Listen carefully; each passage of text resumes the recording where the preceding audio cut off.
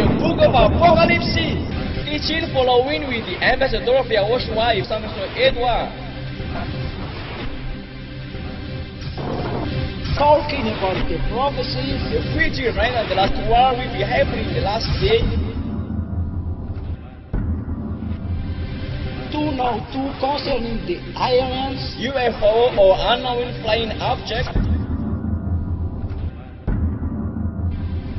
blue beam, HAR project, electronic SIM.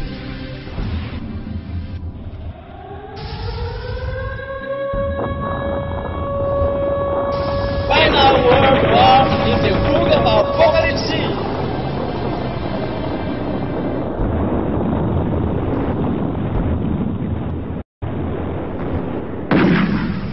Final world war in the book of Apocalypse. Final world war in the book of Apocalypse.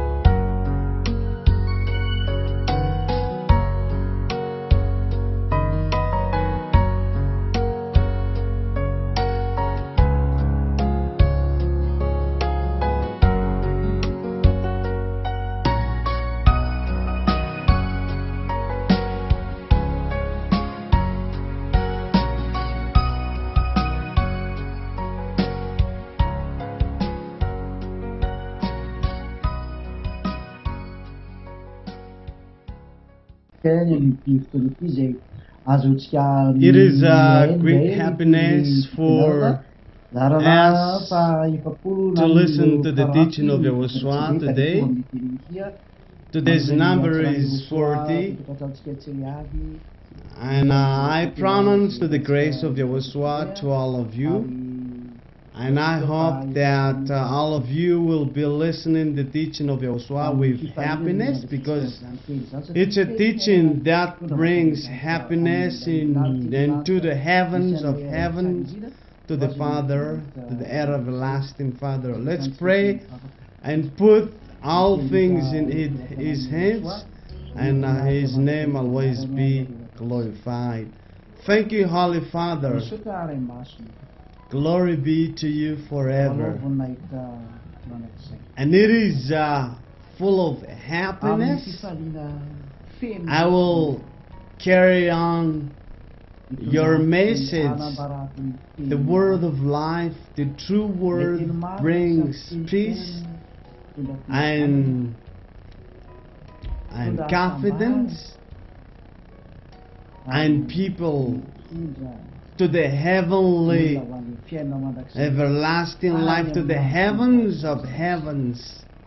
We are happy to hear that, because it's a true word. Show your glory, and it will bring goodness to those who listen to it, and goodness to those who hear it. Reply my prayer, Holy Father, and glory be to you forever.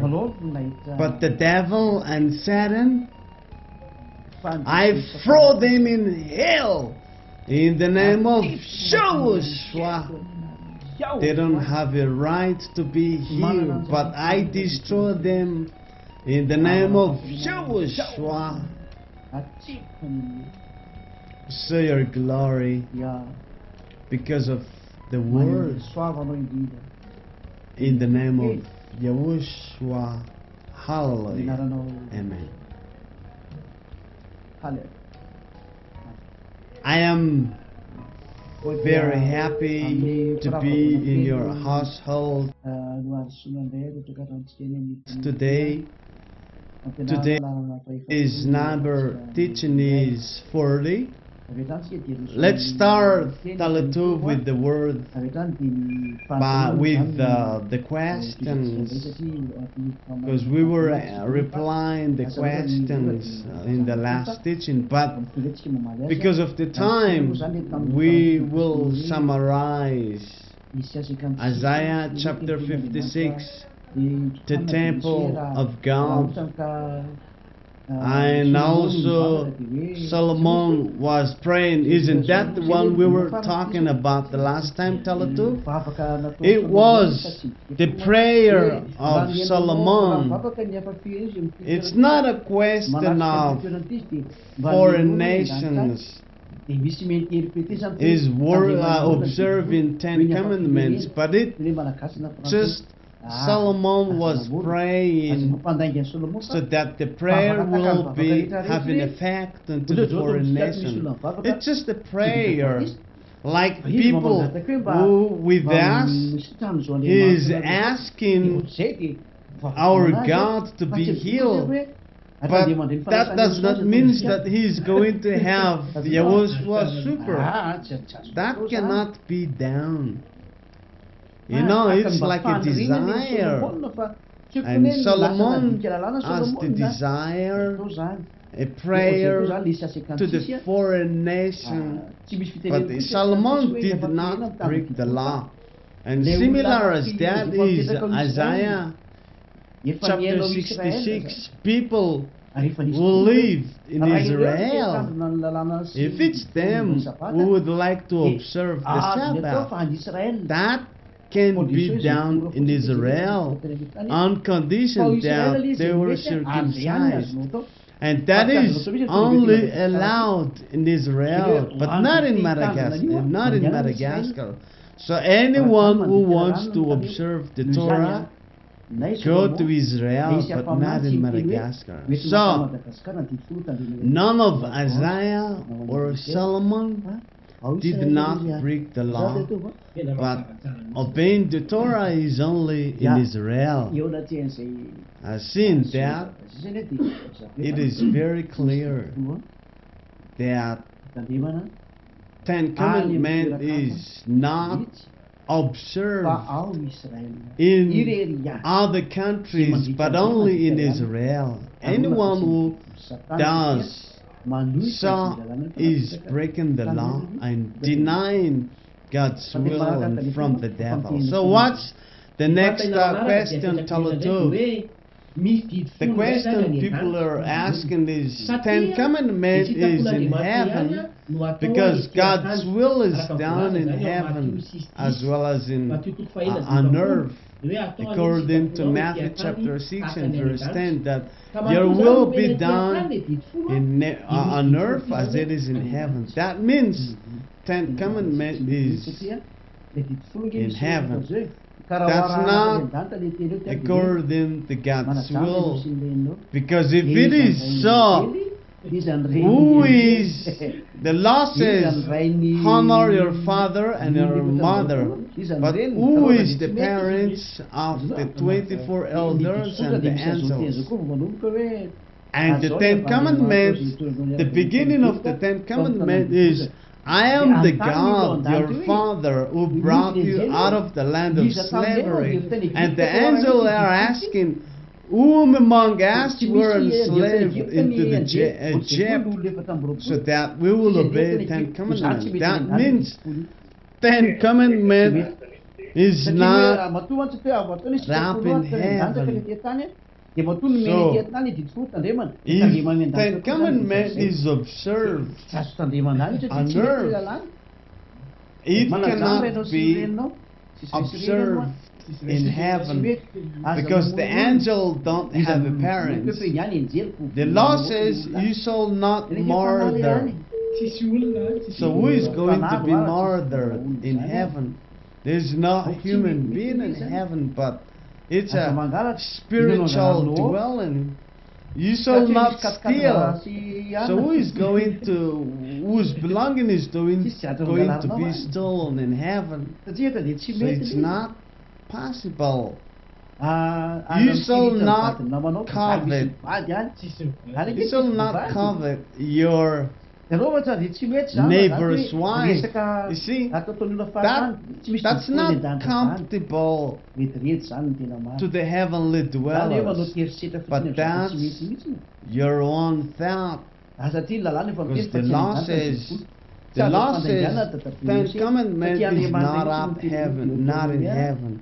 You cannot make Moses to be a liar. Deuteronomy chapter 30 and verse 11 to 13. This law I am commanding you today is not too difficult for you or beyond the reach. It's not up in heaven, so that you have to ask. We will ascend into heaven to get it and proclaim it to us, so we may obey. No, it is beyond the sea, so that you have to ask. Deuteronomy chapter 4 and verse 1 and 2. Do not add or subtract the word of Yahweh is not up in heaven. So the Son of God, Yahushua, emphasized about that law, that no small letter pass away from the Torah. Only the devil and his followers tried to find the way to say that Ten Commandments is in heaven, because the devil is always breaking the law. You know, two witnesses, Moses and Yahushua, both of them says that Ten Commandments is not up in heaven. So it's not possible for Ten Commandments to be in heaven. Based on Ambassador of Yahushua explanation, because people's thinking is like on earth, the law says honor your parents, but in heaven there's not parents to be honored. So Ten Commandment observer now break the law, trying to find the way to obey it, but it's just their own thought. It's not possible. So you, Ten Commandment observer, if you die, you will be in hell because you disobeyed the law. Care about what I have said. Don't go to the doctor when you are sick. But if you go to the doctor when you are ill, you are afraid of death. It's not you are afraid of death. It's not your body but your spirit, because the spirit is afraid of being dying in hell, but your body will go back to death. It's your spirit is willing to be saved by saying, save your soul and be careful. So what's the next question, Father 2? The second question is, people say that Ten Commandments is in heaven because all things in heaven were copied, like the tabernacle, the temple of the tabernacle in heaven, like in Revelation chapter 15 and verse 5, as Moses copied. The temple has been existing for a long time before Ten Commandments. So, tabernacles and the temple has been existing in heaven. So the temple was open, and the service and the worshiping of God and all the militaries of heaven, all of them have been serving God, their Creator, that is Yahweh. But without without Kory zany tamin'ny zavaboarin'Andriamanitra all zany, God's efa creation, existe the zany temple has already been Efa teo zany existing. fanaovan'Andriamanitra God's zany way efa nisy zany and the way efa the zany efa heavenly nisy tao an-danitra dwellers zany. serve Him has Fa been existing. rehefa nomena am'izay But zany le when tetỳ tany Ten Commandments, fa tsy haiko hoe they misy were fotoana made tany. to copy what was found in Ny didy hafa heaven. dia tena didy hafa mihitsy. But there is Io- not io- Ten io- Commandments in Ho avy heaven. mantsy tsika But hoe the inona law tena doarahana to zany be dia observed in heaven is the law of Yahushua. Ny We will zavatra talk about ambarako that zay, tsy later. misy didy folo zany anie lalàn'ny Yahoshua mihitsy And doarahana. comments to be Raha izay for hoe law tena in rahana heaven mihitsy is the law of anazava zay Yahushua. rehefa avy eo. I will explain about that, Taletoko tell the truth, because ary we raha misy fotoana dia nazava we will talk about the law of Yahushua. hoe manino izy no eto Madagasikara. And also, if we have time, we will talk about the 4th of March, why it is held in Madagascar. If it cannot be down today because of time, we will explain that next time. But Ten Commandments is not in heaven. God has said that ity the tempolo zany temple, tena marina zany raha am'izao sy as in this situation, there is not Ten Commandments in the temple in heaven, because God Himself has said Ten Commandments is not in heaven. So it will never be there. The copy of what is found in heaven was existing, but the existence of Ten Commandments in the temple in heaven is not.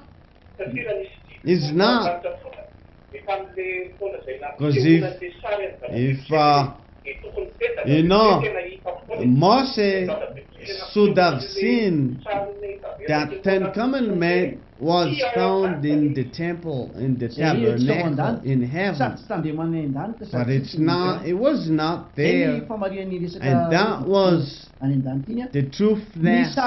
You know, it's the picture of the temple and the tabernacle was shown to Moses, but you created that Ten Commandments is in heaven. No. Ten Commandments does not depend on the temple and the tabernacle in heaven. And God have already said that Ten Commandments is not in heaven.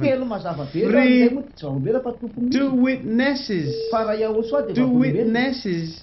have confirmed, Moses and the Son of God, that Ten Commandments is not in heaven. Don't make God as a liar if you don't want to be in trouble. Is it clear? Tell it to our audiences. If it is clear, my explanation, it is clear, because seeing the temple of the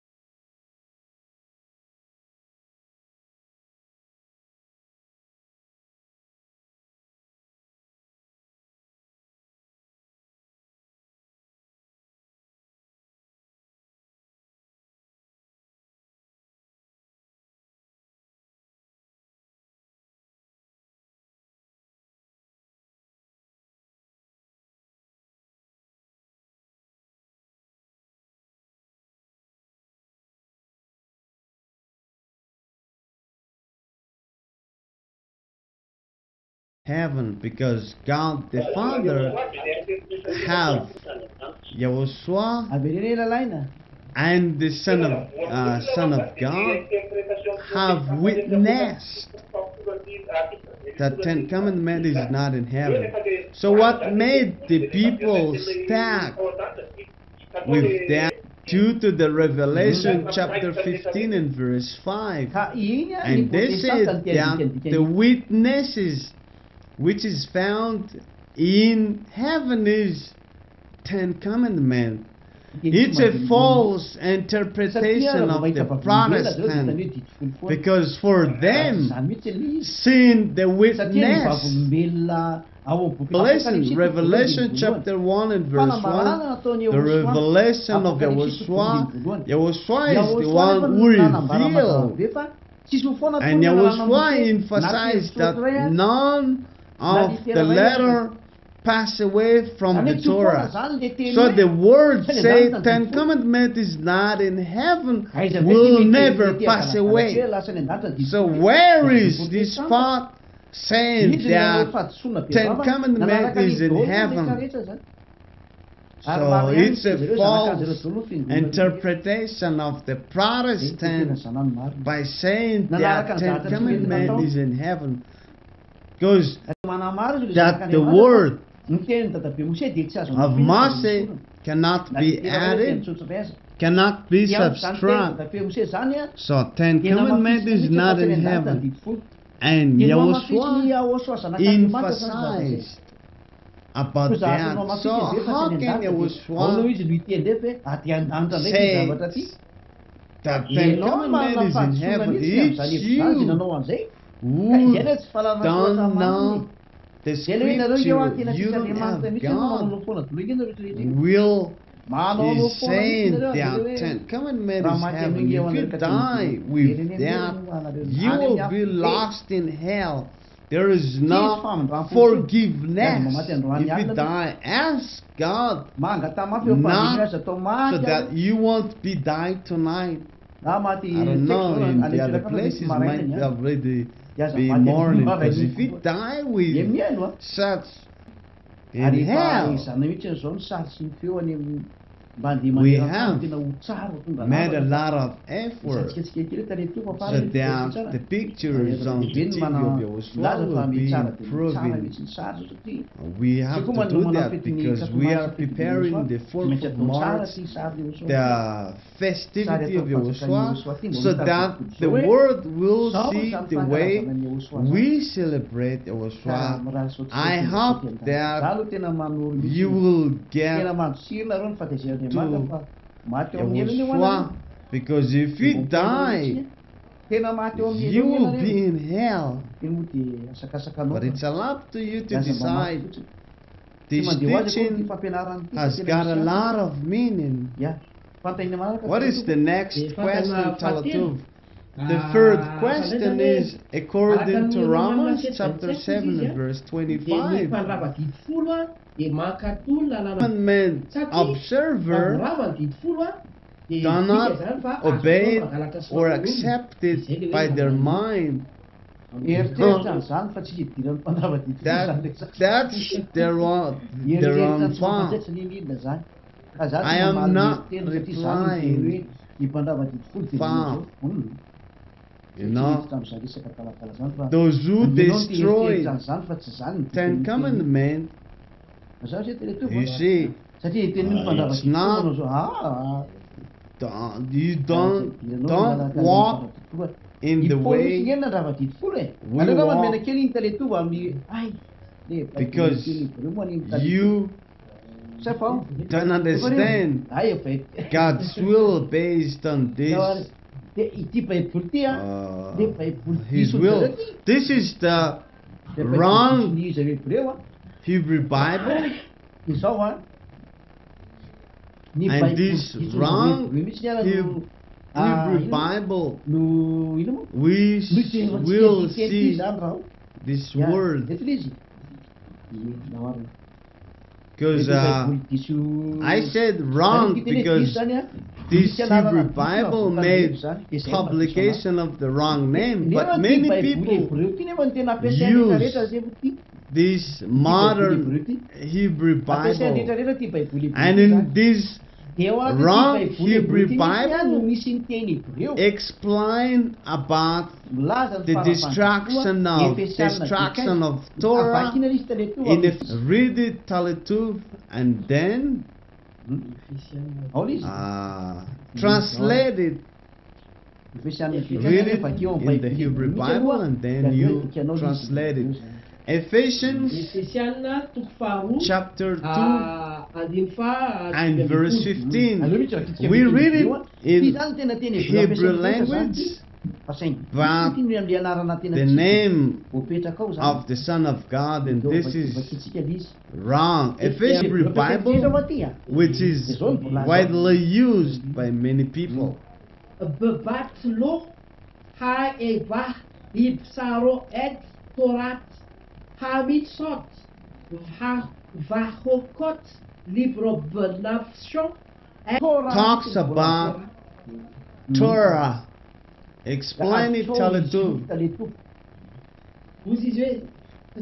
It says, having abolished in his flesh the enmity, the law of commandments, contained in ordinances, so that in himself, he might be by abolishing, having abolished, so it was abolished in the flesh of Yahushua, the enmity, the law of commandments, Love commandments.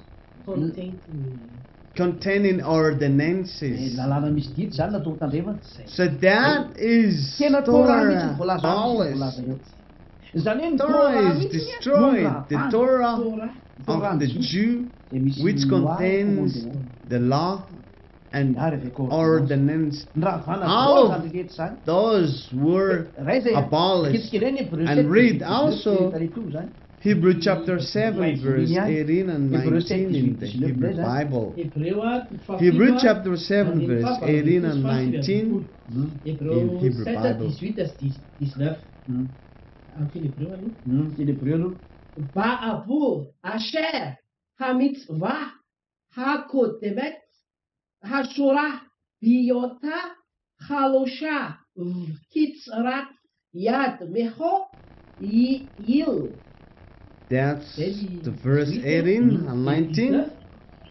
Ki haTorah ki lo ki shlima daba v'china niknash hiknsa Chachteya tikva tova mimena asher nikrab al yada l'Elohim. That talks about the Torah, the Torah of the Jew.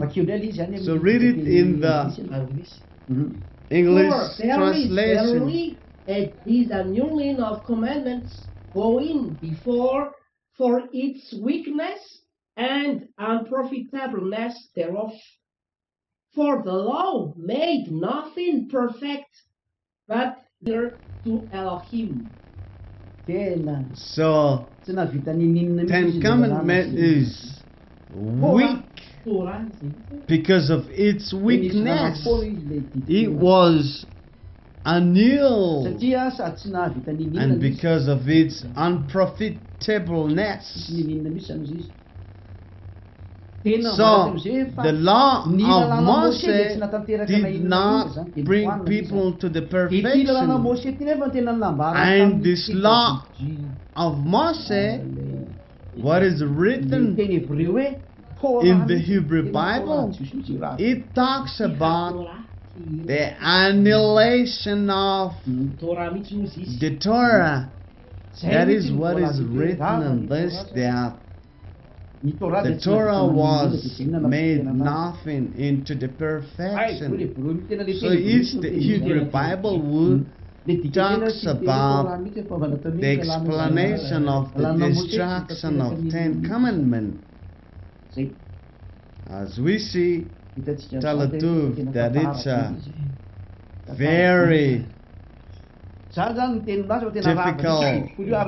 story, because the Hebrew Bible says that 10 Commandments is destroyed, not to mention what is written in Colossians chapter 2 and verse 14.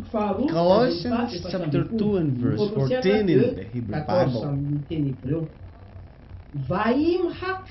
Et ashtar hamat yid banu v'chukatayu v'yishayechu mitkanu vaitako ehu bachnub. So what's the translation of that? Blotting out the handwriting of ordinances that was against us, which was hostile to us, and he has taken it out of the way, having nailed it to the cross. In his flesh, the handwriting was blotting out, was abolished. So all of that were destroyed in his flesh. Because that is the law which condemned in law. And that law cannot be subtracted, whether the law of Moses or the Ten Commandments or the law that condemned. Because if you take out the Ten Commandments, all of them were abolished. That's why I said to you, get away from that.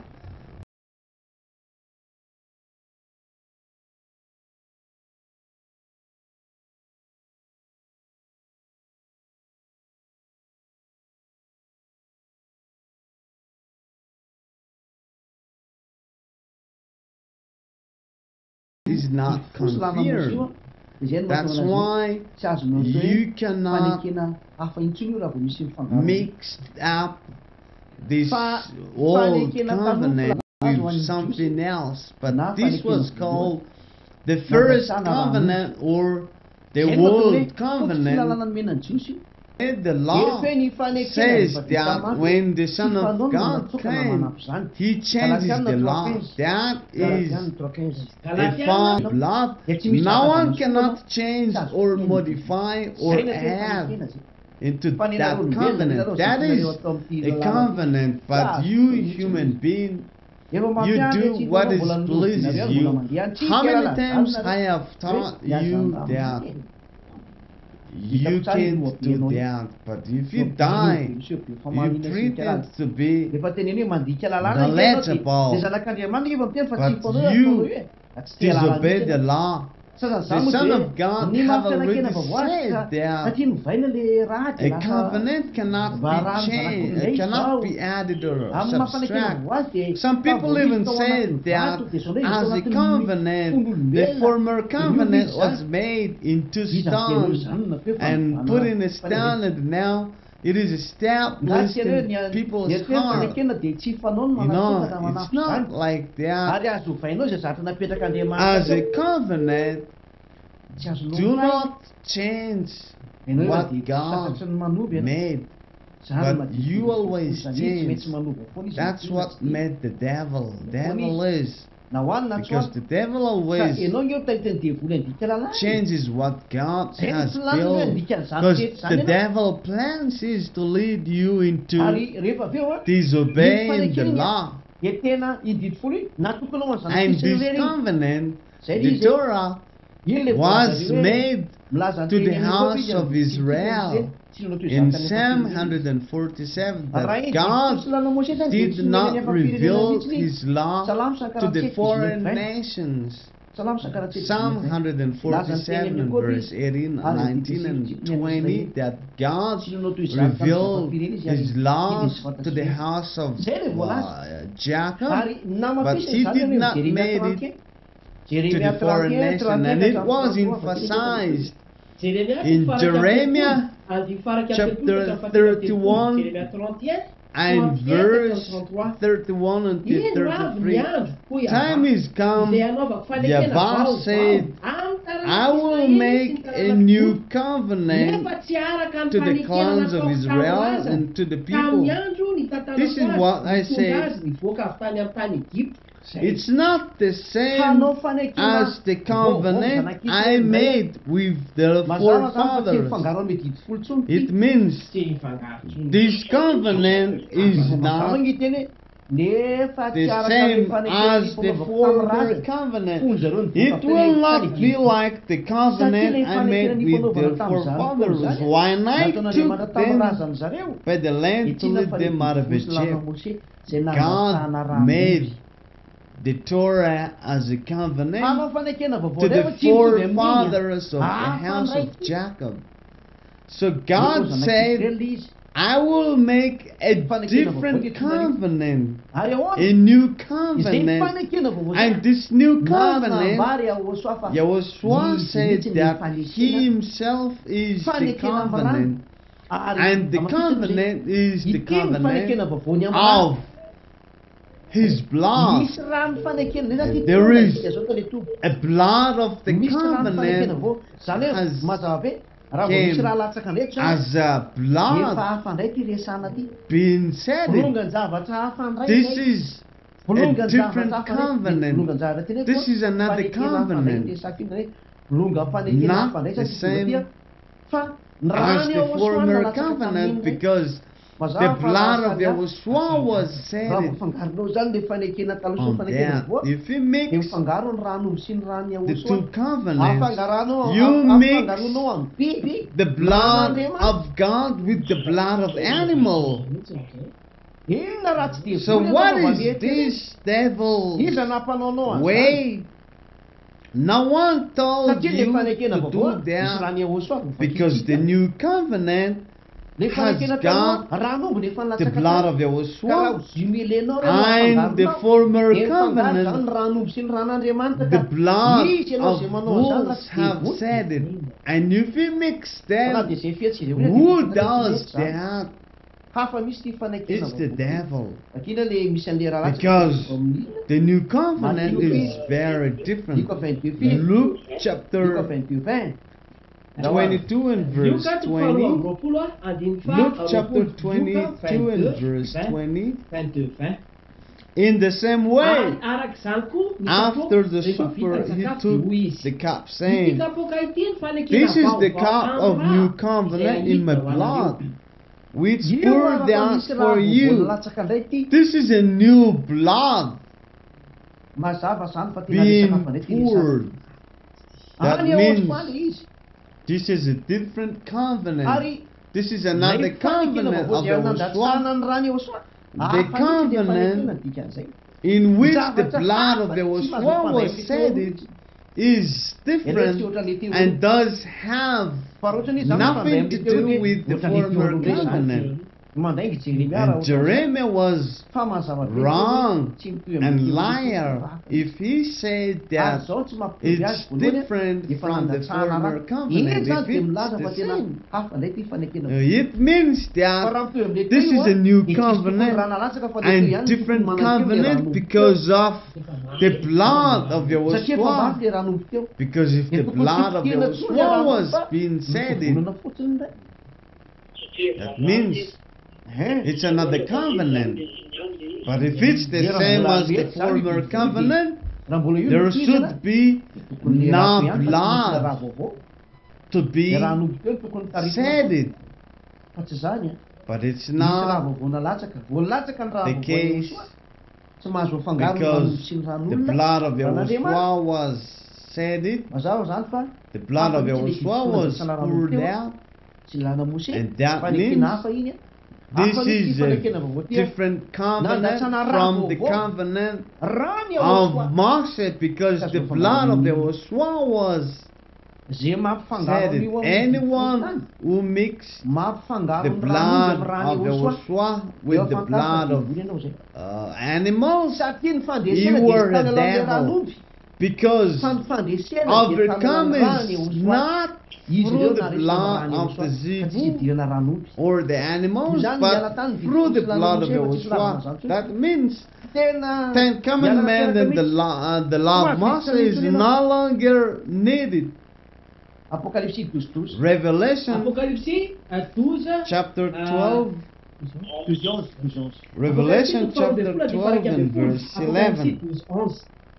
Therefore, they overcome him by the blood of the Lamb.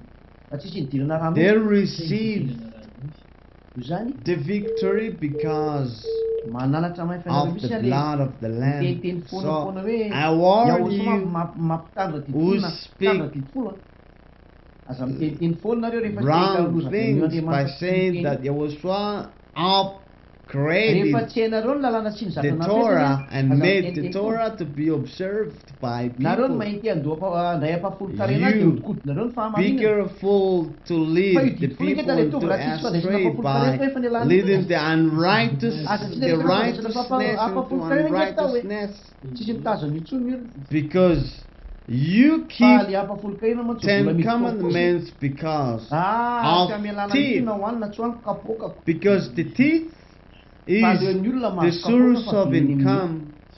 People prefer to tena receive mahavariana source of Amidy income am'izany but ve ny lost to be lost in hell.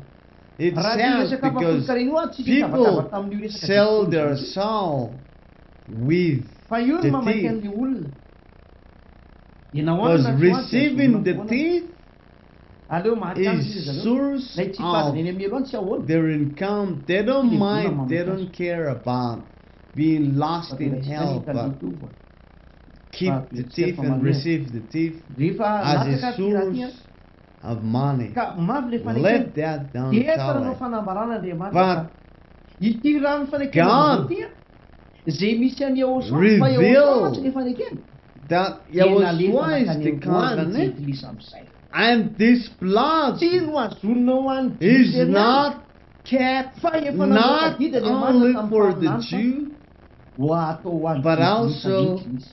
for the Ary Gentiles. famonjena hatrany amin'ny And this farany is tany. salvation to Na the azony end Jiosy, of the na azony earth. jetilisa. The Jew Eo, received le tantara am'izay hoe, this ahoana blood ny fanamiditso amin'ny jetilisa? and also the Gentiles. Ahoana ny fanamiditso amin'ny jetilisa? So how Eo can mihitsy the le resaka zay. Gentiles will have Matitsika misy akara this? am'izay hoe, Let's read Isaia toko faharoa Isaiah chapter Isaia 42 42 Izao Yahva and efa niantso anao verse tamin'ny famarinana 6. sy nitantana I, tananao Yahweh, ary aro anao aho have tamin'ny called anao you ho in fanekena ho righteousness. an'ny olona. I will take hold of your hands zay, ho atao and ho will fanekena keep ho you an'ny and olona make rehetra you ianao. to be a covenant for the Le olona rehetra people dia tsy iza fa and light for ho the fanazavako ao tany amin'ny Gentiles. jetilisa ianao. Light for the Gentiles Ary and mbola samy covenant ito for misy the amin'ny people. mpaminany nanambara fa teko And ho famonjena Isaiah any amin'ny farany tany ianao. Even Misy they akara say that 49:6 you will be a Isaia salvation to 4:1 the end of the earth. Isaiah chapter 49 and verse 6, he says, it's too small a thing for you to be my servant, to restore the tribes of Jacob and bring back those of Israel I have kept. I will also make you a light for the Gentiles, and that you might bring salvation to the ends of the earth. Rehefa A olona dia ho an'ny covenant Yahosoa daholo izy. Fanekena to the nomena azy people. Yahosoa. Zay le natonga Yahushua nateny is the taminy hoe io covenant Yahosoa to io the hoe tena people, mpamonjy. and Io Yahushua is mpapahidy the true Savior. zay le nivolohany. But the Zay natonga Jew nanao antso azy tamin'ny cancelled the name of Jews. Yahushua, Ile and I mivolohany say tena to the Jew, matahorana you Andriamanitra Jew, fa tsy matinareo zany. be careful. Tsy matinareo zany. You are not Andriamanitra fa going matinareo. to cancel Mandini. or destroy the name of God. Zay le You need to eto zao dia think. hoe fanazavana. So this is a light for the Gentiles, Fanekeko. a salvation to the ends of the earth. Oh my goodness, the Gentiles integrated into the new covenant. So the law says that the Gentiles are saved through the new covenant, but by the old covenant they cannot be integrated. We have read that the Torah is abolished. Where is that word to be found? And we will find out the originality of the destruction of the commandment.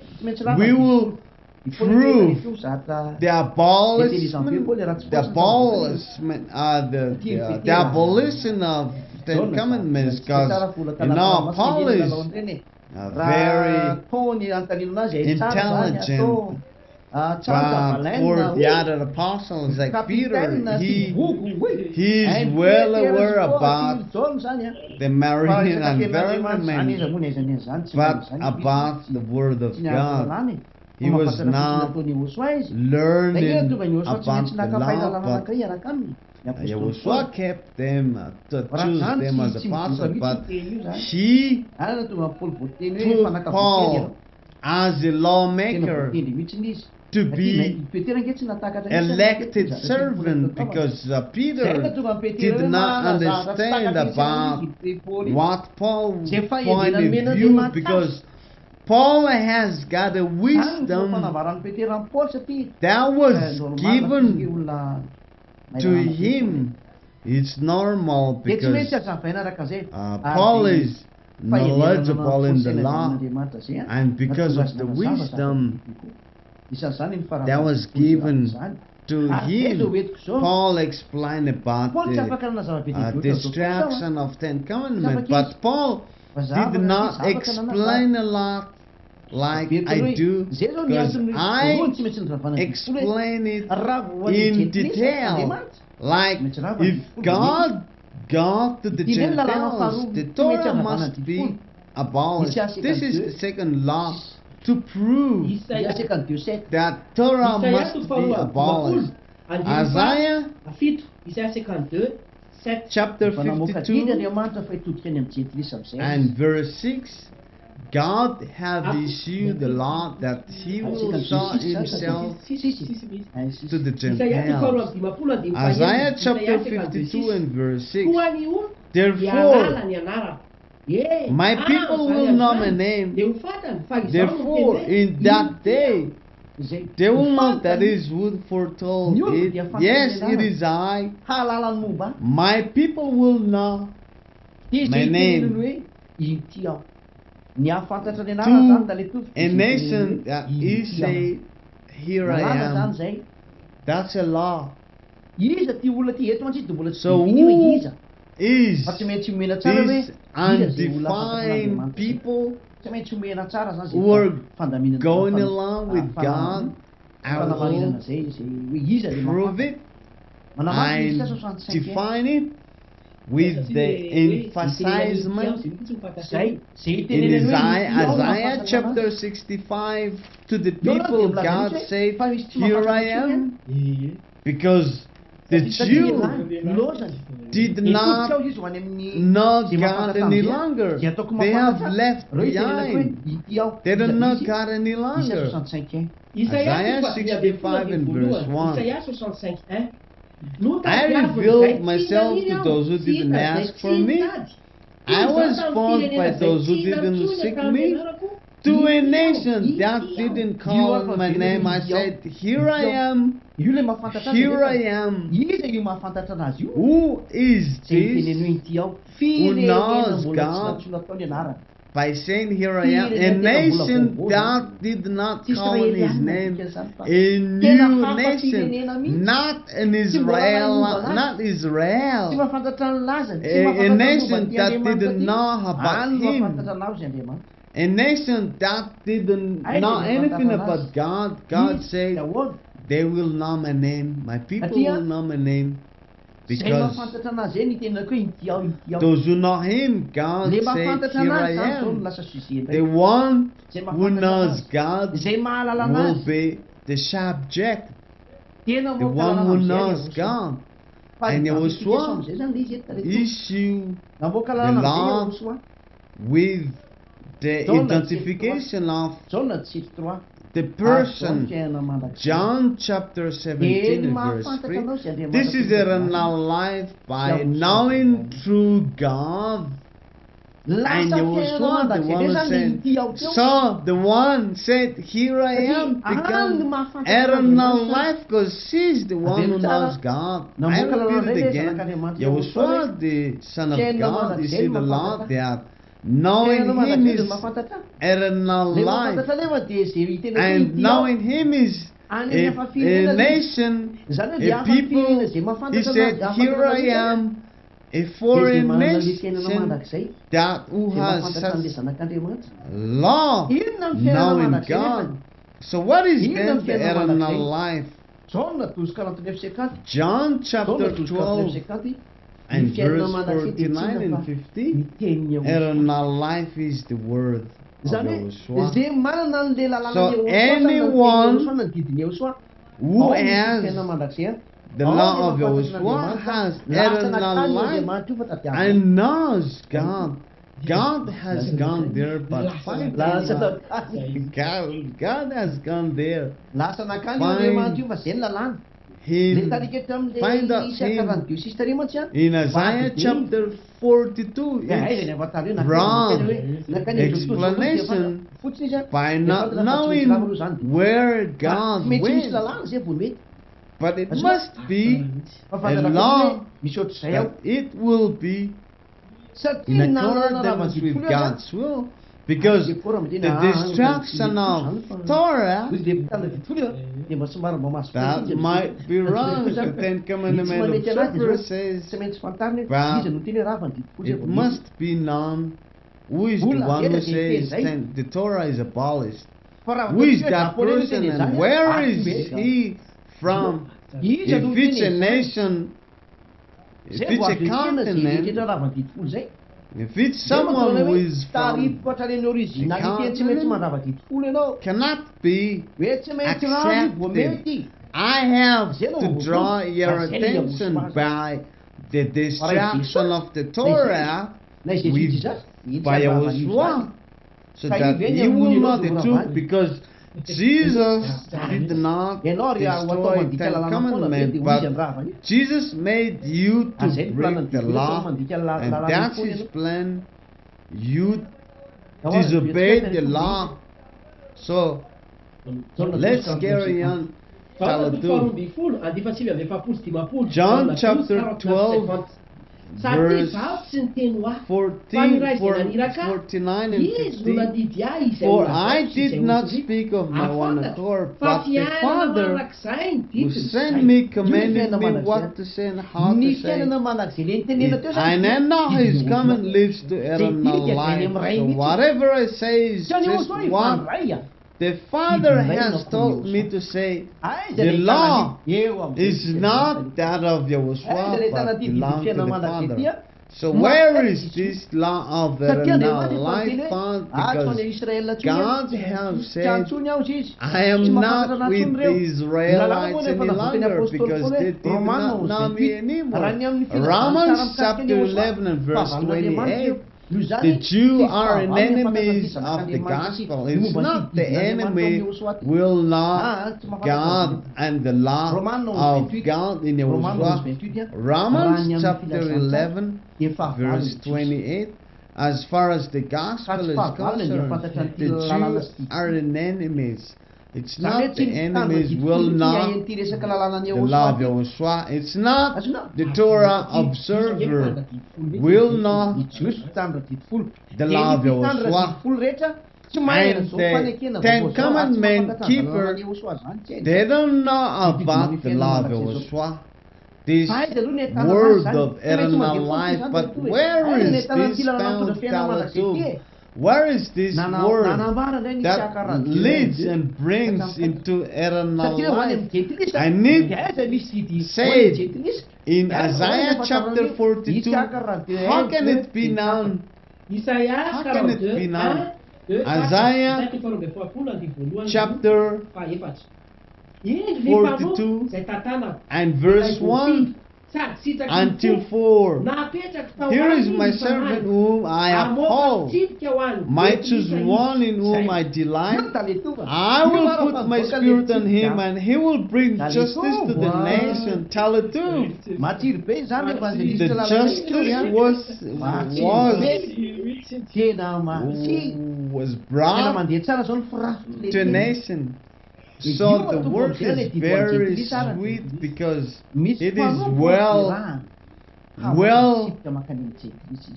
established. You see, as I have said that this is a salvation to the ends of the earth. He will Iza zao bring namoaka justice fitiavan'olo to Jetri zany zao vaninandro the nations. Who Who issued you a justice? raha tsy navoako ny fitsipika eo an'ny Who Jetri iza, issued tsy you the nivoaka eo law marana marina now? iny. It is Inona fitsipika eo an'ny the Jetri iza, ambassador of gravany tokoa. Yahushua, Eo rinona ambassador mantsika of Yahushua, Samuel ahoana 21. ny What is anapofoana this fa law? raha ny Torah is abolished? lava mihitsy iny. How can Fa it zakaiko prove? maharavana azy. Fa ahoana ny I have mamarana explained to you fa le teny the hoe tsika teo soratra maso tena io tokoa. Truthfulness of Ahoana the ny matena marina destruction mihitsy of the Torah. So to Ahoana make ny it mampamety an'io satria be dia be ny milaza fa tena To make it tsy well marina Paul moa tsy explained, marina raha nga Paul. as many people Tsy misy an'izany Paul marina said zany, that Paul sy ny maro samihafa. was wrong, Ao rehetretina tokoa we will find that. Let's say that Paul is not right by saying, wait fa hita kosiny hoe for misy Paul lalàna mihitsy ny that fadiny the law misy lalàna Was mipetraka hoe ahoana moa zany defined, the law was ho an'ny Jetri izy. made Tena for the mipetraka mihitsy izy io. Gentiles, and this is Izy no namoaka we fitsipika eo an'ny see Jetri zao now. amina reto ambony tany Who izao vanamitsika zao. issued the law to the Gentiles? Who promulgated the law to the Gentiles? It is the ambassador of Yahushua, myself. That is true, because I issued the law. Torah is abolished, and Yahushua is the Son of God. That is a law to the Gentiles. Where is that from? Was it in Australia or in China or in Japan or in America? Tell it to read Isaiah chapter 42 and verse 4. He will not flatter or be discouraged till he establishes justice on earth. In his law, the island will put their hope. So which island promulgated the law of Yahushua, and which island in the world? The name of Yahushua was mentioned only in Madagascar, not in Brazil, or in Spain, or in China, or in America. All of them are still, because the name of Yahushua and the law of Yahushua is found in the island. No, it's not in Asia, because Asia is a continent. It's not whether in Australia. Only the island and Madagascar is the one you find the law of Yahushua, the name of Yahushua, and it tells about my day. But let's go ahead to my brother, to my eldest brother in the gospel of Yahushua. They are my eldest brother in gospel. You understand it? That is John and Paul, the apostles of Yahushua. Because people say that the word of Paul is wrong, his word is not needed. But what about the prophecy? As God said to Moses, you must listen to the Israelite prophets. According to Deuteronomy chapter 18 and verse 15 says that you must listen to the prophets Israelite like you must listen to him. If it's not an Israelite prophet, you should not listen to him. Do not listen to him.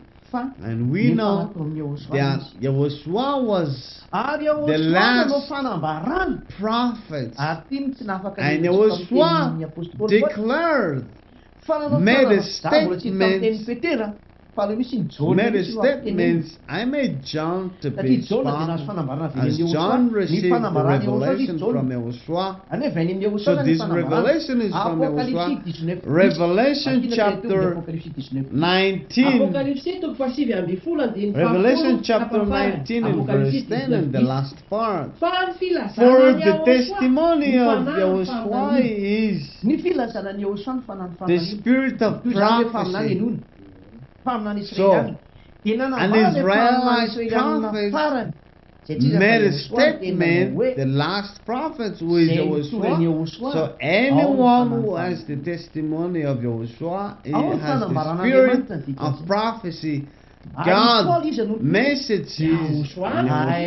You see, Paul was taught about Yahushua. The word of Paul was right. People say that Paul was against the Torah, but God said that it was abolished by Yahushua,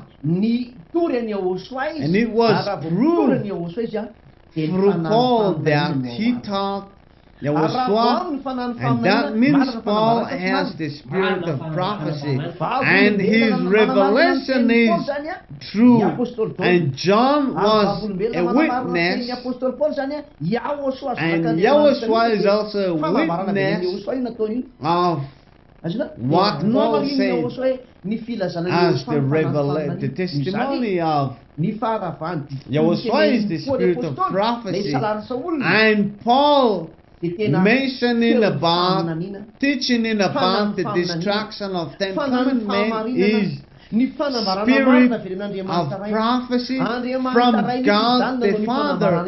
God the Father revealed that the Torah is abolished.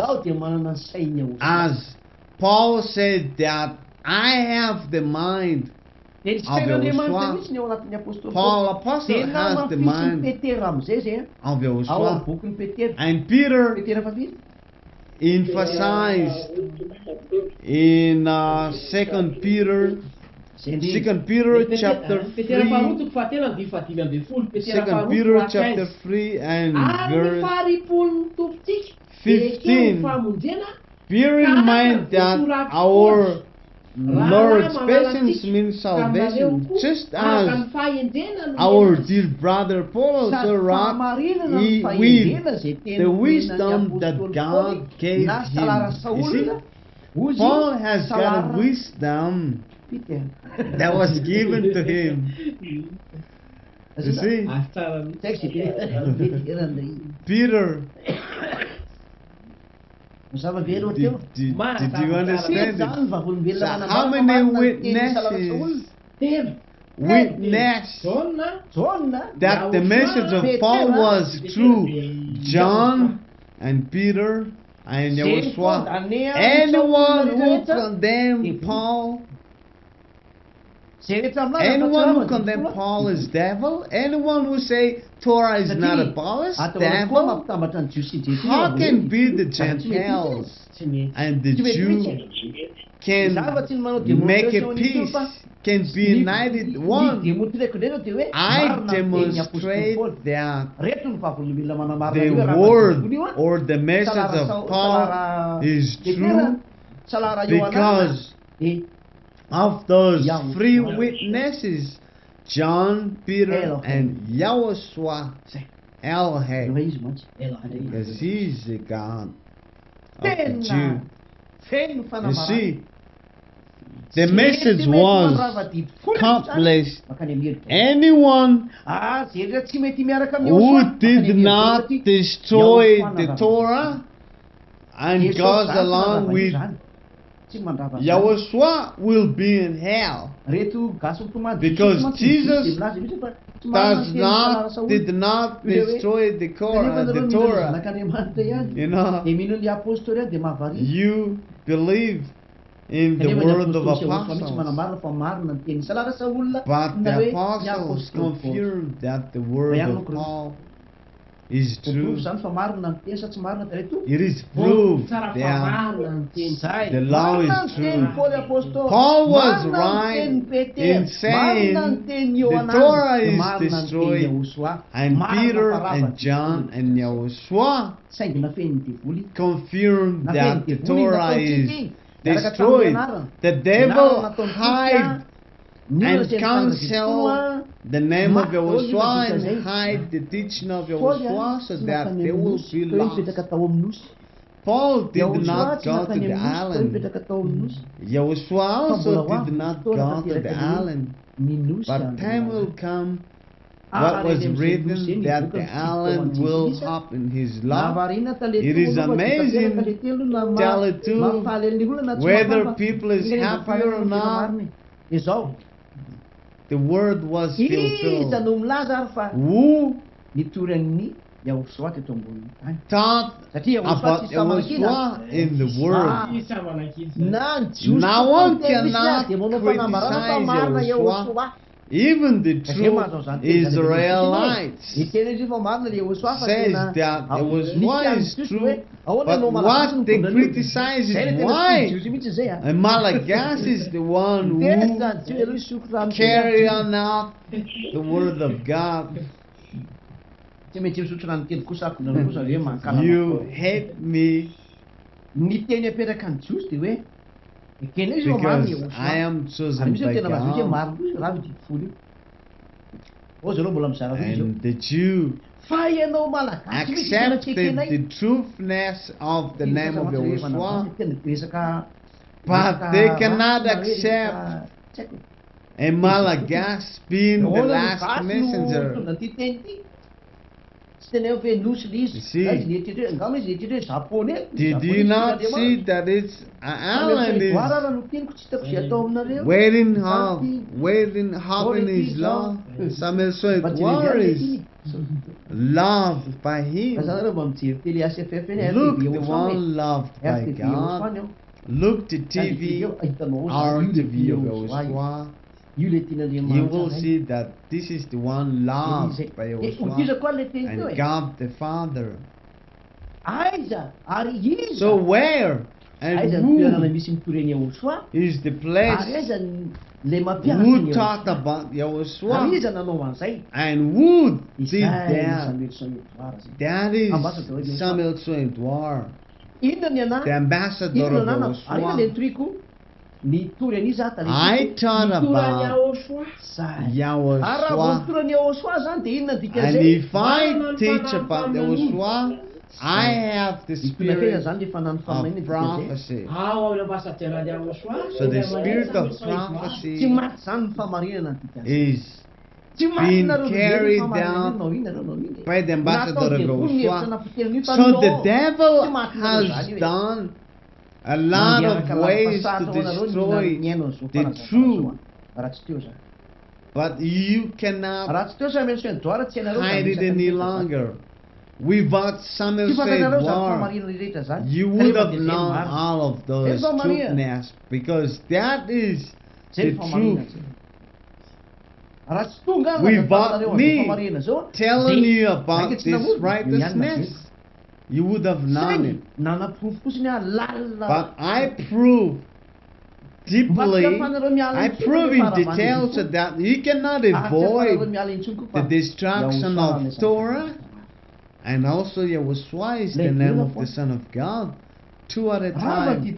Torah is abolished. That's the way we know God. Torah is destroyed. And Yahushua is the one who destroyed the Torah, but not Jesus. And people started to steal, to copy the name of Yahushua. And God made a signature, Yahushua, the God of Abraham and Isaac and Jacob. People imitate that, but you cannot imitate it. Imitate this. Yahushua, the God of Samuel Sointwar. That is the characteristic of this teaching of Yahushua. And if the devil was being driven out without pronouncing the God of Samuel Sointwar, they denied. But once the God of Samuel Sointwar was mentioned, they ran away. The devil ran away. That is true. Many people are imitating the name of Yahushua without humbling themselves, without coming to the Yahushua. Because the law of Yahushua says that if you are convinced, you are baptized. You know the truthness today that the Torah is abolished. Paul, the Apostle, John, Yohanan, Peter, Yahushua. and Yahushua. Dia mazava eo fa dimy So it's very clear because the fifth is God the Father. Is not the witness because He is the Word. He's the wonder of the Word. So be careful not to be die and see what will happen to you, because all of you have been serving and worshiping Jehovah and Jesus. All of those are false gods, and you baptize yourself by saying that you are true and sanctified. And people say, according to the law, those who baptized will be saved. So, to whom among you is able to baptize me? I taught you about the destruction of the Torah and the name of Yahushua. So how can you be able to baptize me? Do you know the law? The only one who teaches will baptize. Matthew chapter 28. Matthew chapter 28 and verse 19 and 20. Therefore, go and make disciples of all nations, baptizing them in the name of the Father and the Son and the Holy Spirit. The one who teaches is baptizing. That's the law. I taught you. How can he be able to baptize me? What is this? That's a silliness. That's foolishness. That's silly. So that's not according to the truthness or the wise, but that's an envious, but not looking for the truth. You heard the truth, and then you want to baptize me. That's not normal. And the second one is, there is a spirit. There is a spirit which goes to you, and that spirit is the one who justified. First Corinthians chapter 6 and verse 11. And that is what some of you were, but you were washed, you were sanctified, you were justified in the name of Yahushua and by the Spirit of God. So the Spirit of God sanctified the person, and through the baptism you were sanctified and putting out the flesh, and people become controlled by the Spirit. Colossians chapter 2 and verse 11 and 12. And you were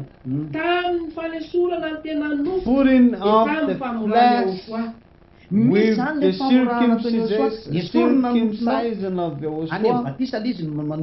You were all circumcised, putting off the sinful nature. And verse 12, having been buried with him in baptism and raised with him through your faith in the power of God and raised from the dead, putting off the sinful nature, and then you were controlled by the Spirit from them. Romans chapter 8 and verse 9, you were controlled Avezana not amin'ny by the fanahy sinful misy nature, resaka but by the batisa tsy ho azo Spirit. izy. So the Any Spirit batisa was zany no received Dia in iny no zatra mitandro baptism. amin'ny fanahy zany. So Ao what ilay batisa happened amin'ny into fanahy the ao. baptism? Dia misy fanahy Where Kristy ao. the Spirit Fanahy anankiray no Kristy is given. ary zay no nahazoana ilay There fahamasina. is a Zany hoe fanahy Spirit, efa masina efa hatrany amin'ny Androany io a. Dia Spirit masina hatrany amin'ny that andehanan'ny is farany hatrany amin'ny farany. made to be drinked by the people, Vakina aloha zay which zavatra zay is, satria we tsy read maintsy vakina aloha izy a, that vao fantatry ny we Biblia read hoe that misy mikoriny io fanahy io so zany. that Ka raha vao misy tsy avy any amin'ny people will fahamarihana dia know tsy mety that batisa io satria if tsy mety mandeha this ilay fanahy. Azonao? Spirit is not Ao amin'ilay batisa zany a from no the andraisana ny fanahy truthness ny Osoa. or Dia righteousness, fanahy ray ny this Kristy avy any baptism Osoa io. is not Dia ilay fanahy nefa ny miainga avy any amin'ny baptism ray is not makao amin'ny Osoa. acceptable by God, because the Spirit is from God the Father and to Yahushua, and then the one who baptizes. Dia mantsy ilay fantenapetraka Because the hoe question is, avy aiza ny fanahy tao where anaty is batisa this ty? Spirit Satria comes from ao amin'ny batisa no to azahoana the ilay fanahy one manadio. who baptized? Because Ka eo amin'ilay the Spirit is fitohizan'izay hoe received from avy the aiza ilay fanahy manadio. baptism. So where is Eo this zany Spirit tena who fantenapetraka ty. was?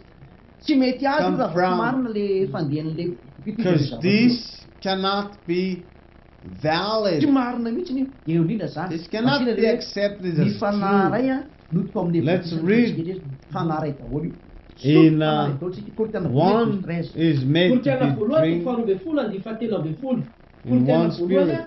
First Corinthians Korintena voalohany 12 chapter 13. 12 and Fa verse fanahy iray 13. ihany no nanao For we baptisa were all tsika rehetra baptized ny tena by iray. one Spirit Zay.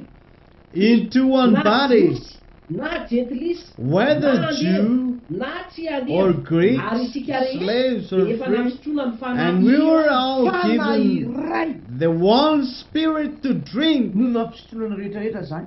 Ao amin'ilay All of batisa us have been fisotrofanana made iray to mandeha. drink into one Spirit. Mazava loatra tarehy tosa tsy mazava. Is it clear? Dia iza ny afaka hanao azy efa So, fanahy who is Io ny able fantenapetraka. to make Dia mazava and be drink zay mitory the Osoa. Spirit? Only the one who teaches Yahushua has the spirit of prophecy. The reply, the answer is Revelation chapter 19 and verse 10. Tsara mihitsy. That's the one who has the spirit of prophecy. That's the Holy Spirit is received. So the one who has this message is already clean through the word. John chapter 15. John chapter 15 and verse 3. You are already clean because of the word I have spoken to you. It was the apostles before, but who gets that today? It is ambassador of Yahushua, Son and Spirit. You cannot deny that. Because it's me who taught the abolishment of Torah and teaching you about the name of the true God, Yahushua. I taught Yahushua, and I have the Spirit of Yahushua to have the Spirit who justifies and washes, so that the Spirit will go into you. That's the second explanation. So that the third one is the teaching. To know that God is there. The teaching.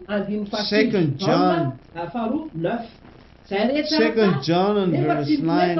Anyone who runs ahead and doesn't continue the teaching of Yahushua doesn't have God.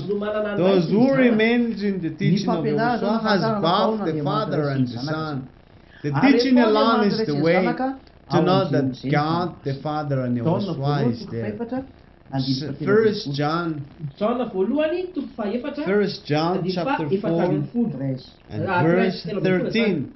Taona voalohany 4. We know Taona voalohany 4, 13. that we live in Izao no Him, ahafantarantsika fa and mitoetra He ho is azy in izy. us because Izy ato He has amintsika. given us Dia of His namezany Spirit. antsika ny fanahy izay. He has given us Matoa zany His Samuel Spirit. Saint-Edouard afaka The mampianatra reason ny why fanan'izy Samuel rehefa Saint-Edouard is able to teach, Isay akaran'izao. I have the Karan'izao, Spirit of Verina Yahushua. amin'izay isy akaran'izao. Isaiah chapter Matoa zany afaka 42 and nampianatra zao verse ampianaran'izao nareo 1. a. The reason Iny why fanomboka eto an-tany I am izay voafidy able sady tsy takiany to foko. teach you this Napetraka tao teaching, amin'ny fanahy. this is Nahita my izany chosen nareo. servant, my elect one. I Nahita have izany nareo ankehitriny. put my spirit in him. Ena rehefa You izy see salamena. that. What is the Zay zay starting avoaka point teo anjely filisy of izy. that? Ary He will mitosy andro issue lalàna. Hitanareo zao. justice to the nation, Zany. and the island is happening His Fahamasihana law. dia mahatonga anareo So maso. the Araka spirit ilay koritana voalohany of hoe holiness hoe no to amasina make nareo. you Efa natao marina natao tanteraka nareo. sanctify Mba you tanteraka to, in order Tsy to miala. fulfill that, the Tsy maintsy Torah Yahushua iarahana. must be Nampianatra izany nefa expelled. dia tsy misy olona be And be. you must Fa follow tena koery ihany. Yahushua. Not Io many ilay people fampianarana teach nareo that, but ao only ilay me. hamasina nareo ary ratsy eo. How can it be sanctified? Mba with be hoana that? lalana milaza fa ho masina Me. nareo dia milaza fa niaraka tamin'i Jesosy. How niaraka can tamin'i you Jesosy, say ary tamin'ny Diffusion, we've niaraka been tamin'i going Jehovah, along niaraka with tamin'ny Jesus, Ezra? with Me hoana lalana milaza Yahweh fa and masina nareo. Jehovah, and obeying the Torah that you are Ny zavatra narahana holy? tsy mety. Even Ahoana your ny God hamasina is wrong. dia ho The mety covenant you're following is wrong. Ka izy aminareo olombelona eto ambony How tany can tokony you mabatisa say anao? that Zany liavina. you are able Mbola to ny tebolombelona baptize nefa me? zany. Raha That's a tokony name fidebahana. used from the Tsy devil. fifaliana no tokony ataonao, Instead atao of tokony you miaika mihitsy ary mafafaly. converted yourself Ah, to ah, Yahushua by being Mas- happy and mas- merry with this hearing this. It's the contrary. Because the devil does not want you to go to heaven. The devil does not want you to know the truth. It's a lot to you to think, how can me be sanctified? Because once you were being baptized in Yahushua, you were in heaven, because your sinful nature is abolished in Efesiana toko faharoa baptism. dia fahaenina. Ephesians chapter 2 ka niarana-petra ny and verse ao amin'ny 6. Yahoshua. Having been raised up with Yahushua, seated us with him in heavenly realms in Yahushua. That is the law in Yahushua. That's why we are very happy without being in heaven. We are not going to cry out to cry to make happy for Yahushua, because we live with that. We're happy to glory my dad and Yahushua, and that's why the apostles were there say that our kingdom is heavenly. Heaven. Filipiana toko fahatelo andiny faharoapolo. Chapter Filipiana 3 toko and verse 20. fahafanjakatsika But our ny any citizenship is in heaven. Apetraka aminao raha fanontaniana. I ask you the Ahoana ny efa question, miditsy ny lanitra fa ianao how can you go to mifanao heaven? ahoana dinareo You're sinners, nareo mangalatra and the one who baptized you sinners. When you were baptized in Yahushua, when did you baptize by me? The way to go to heaven, into the heavens of heavens, is for me. The only way to lead you to heaven of heavens is on my head. I have the key to go to the heavens of heavens. You know, Peter was given to the key who locked or opened. Peter is not here any longer. I have demonstrated you. Keep the law if you are able to go to heaven. But without holiness, You're not going to go to heaven. Revelation chapter 21 and verse 27. You shall not enter heaven without holiness. You are not going to go to heaven because you're not holy.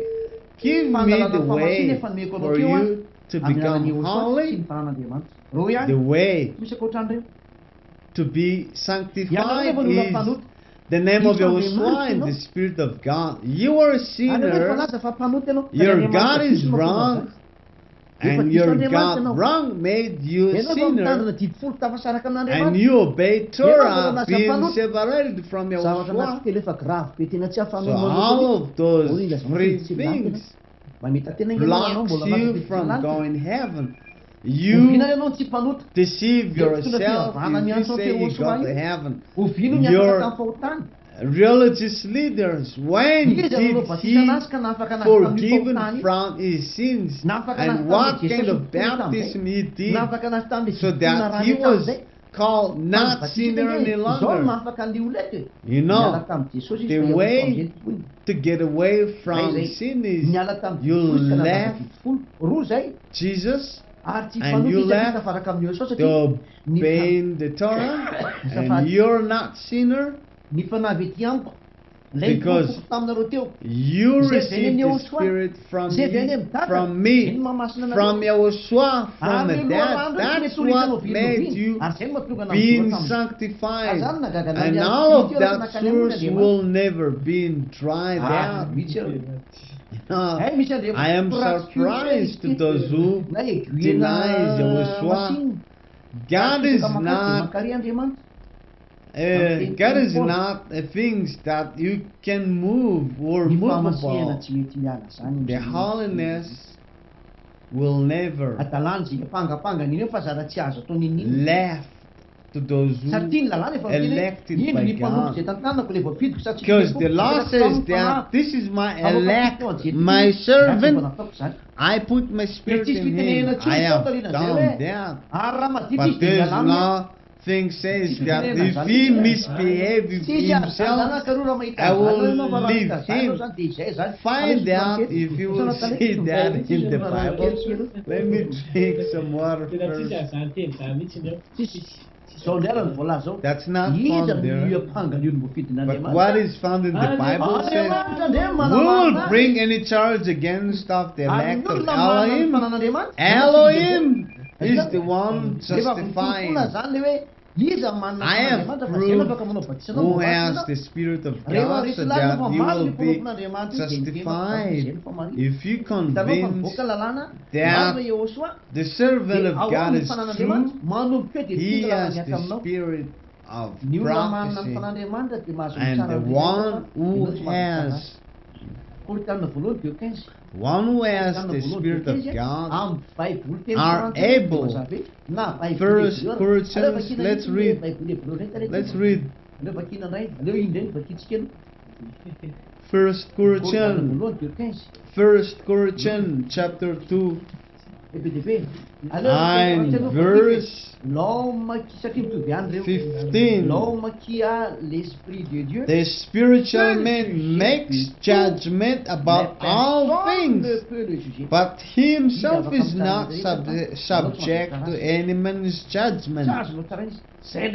You cannot judge God's chosen servant. That's the law in Yahushua. It's normal. Because without me, how can you have the chance to drink the Spirit continuously? So it's the Spirit from my Father, which will never be tried out. First Corinthians chapter 2 and verse 15 in Hebrew Bible.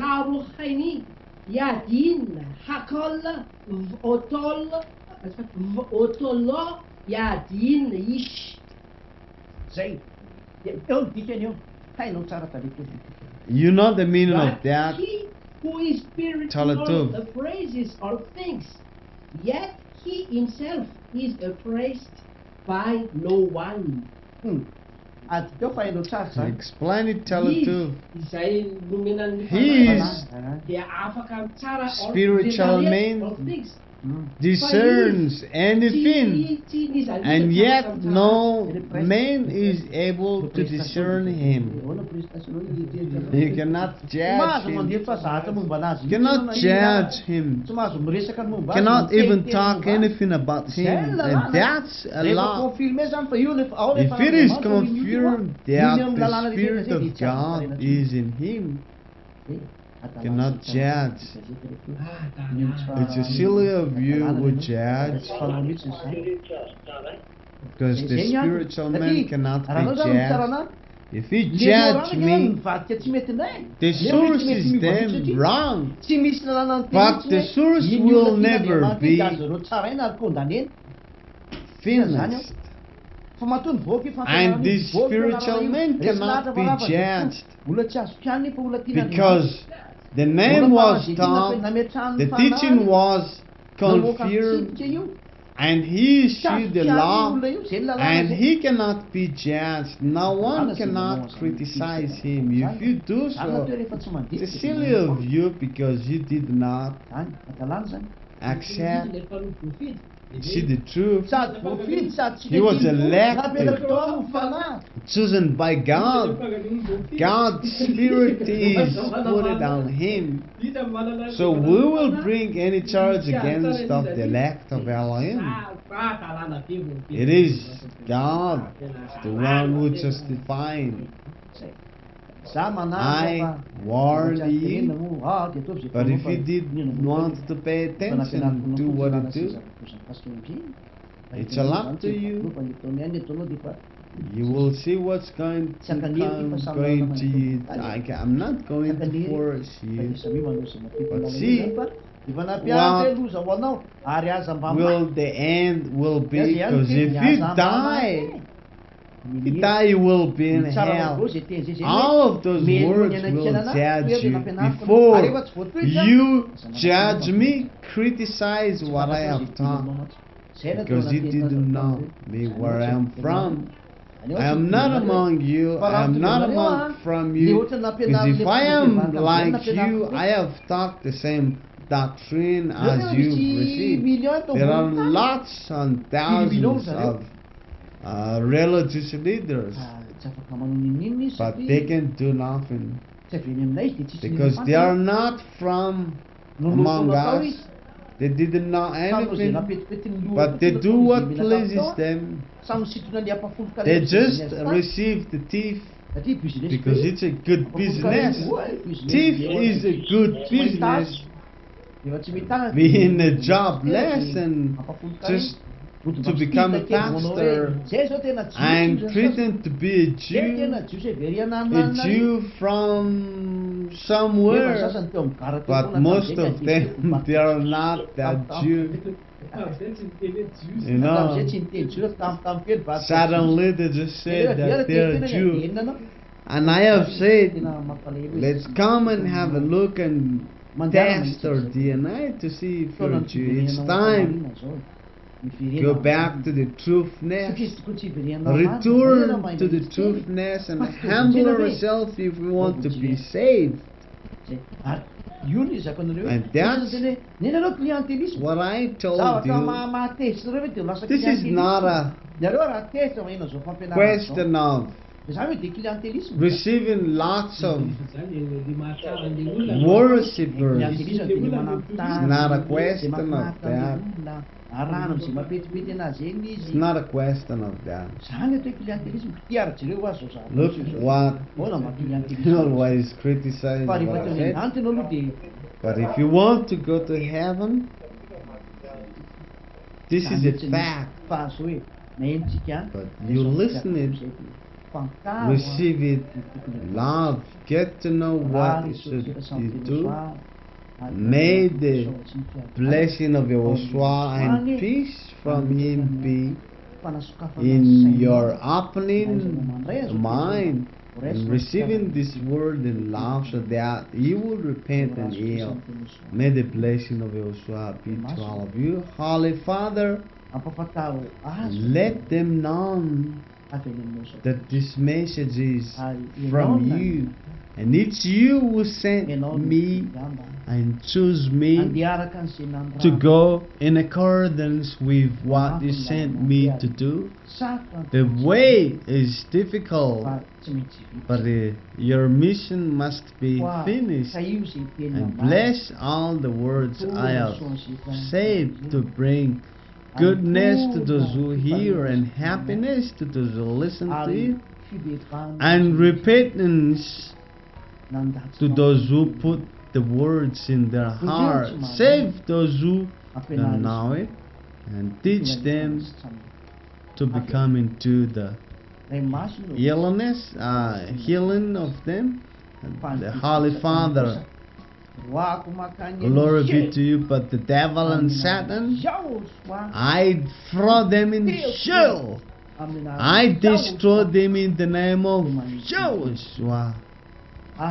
So your glory. And this prayer is healing and have effect on those who listen and happy in hearing this message for the salvation and free them from the blood. Hallelujah be to you.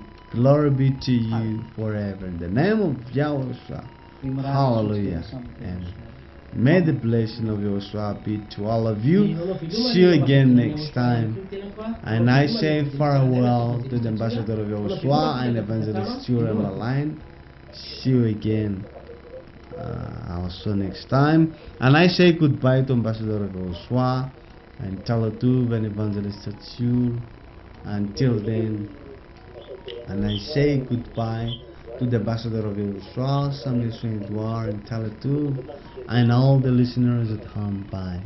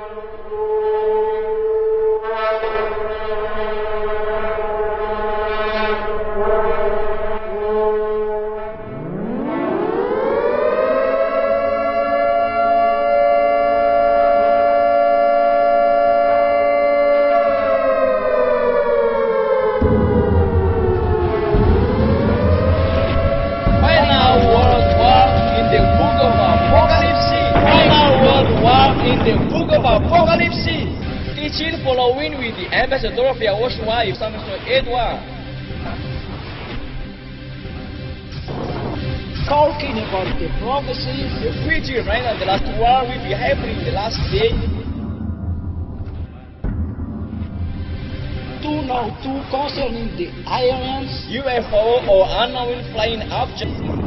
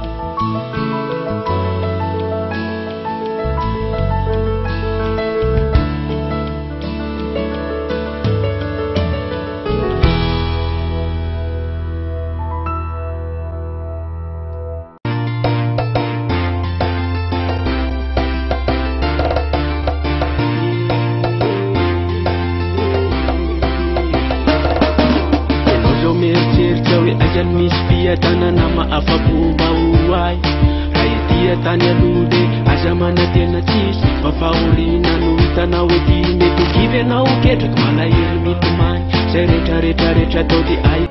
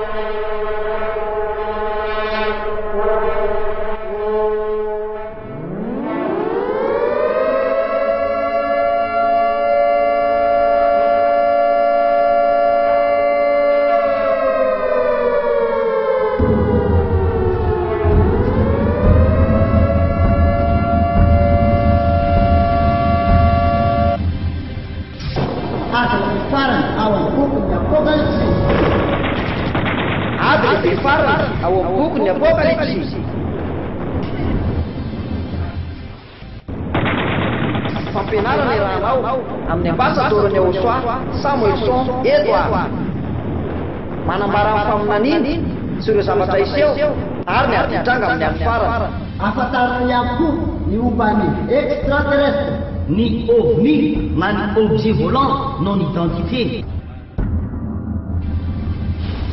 momba ny blue beam ny brosihar ary ny puce électronique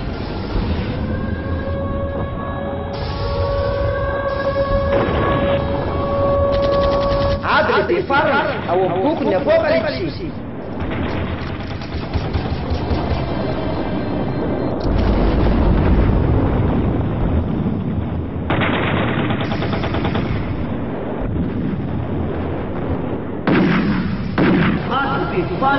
ao amin'ny bokyny Apocalypse ady lehibe farany ao amin'ny bokyny Apocalypse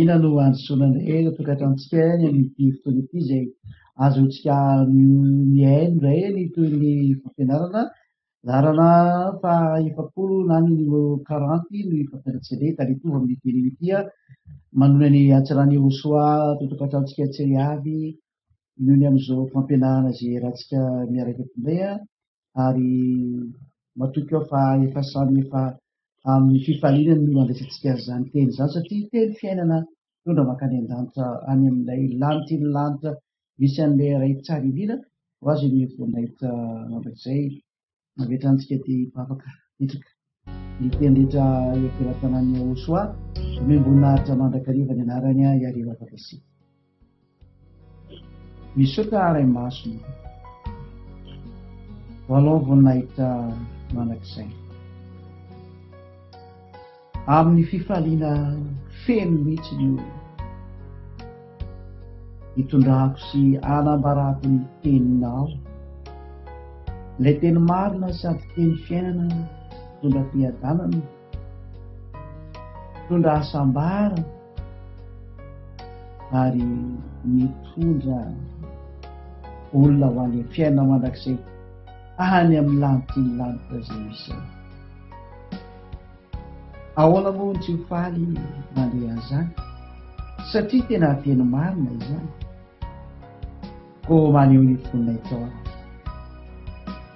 hitondra soa misetra mandreny ny teninao ary hitondra fahatsiranao zetra miaino ny teninao dia mamalivavaka ray maso.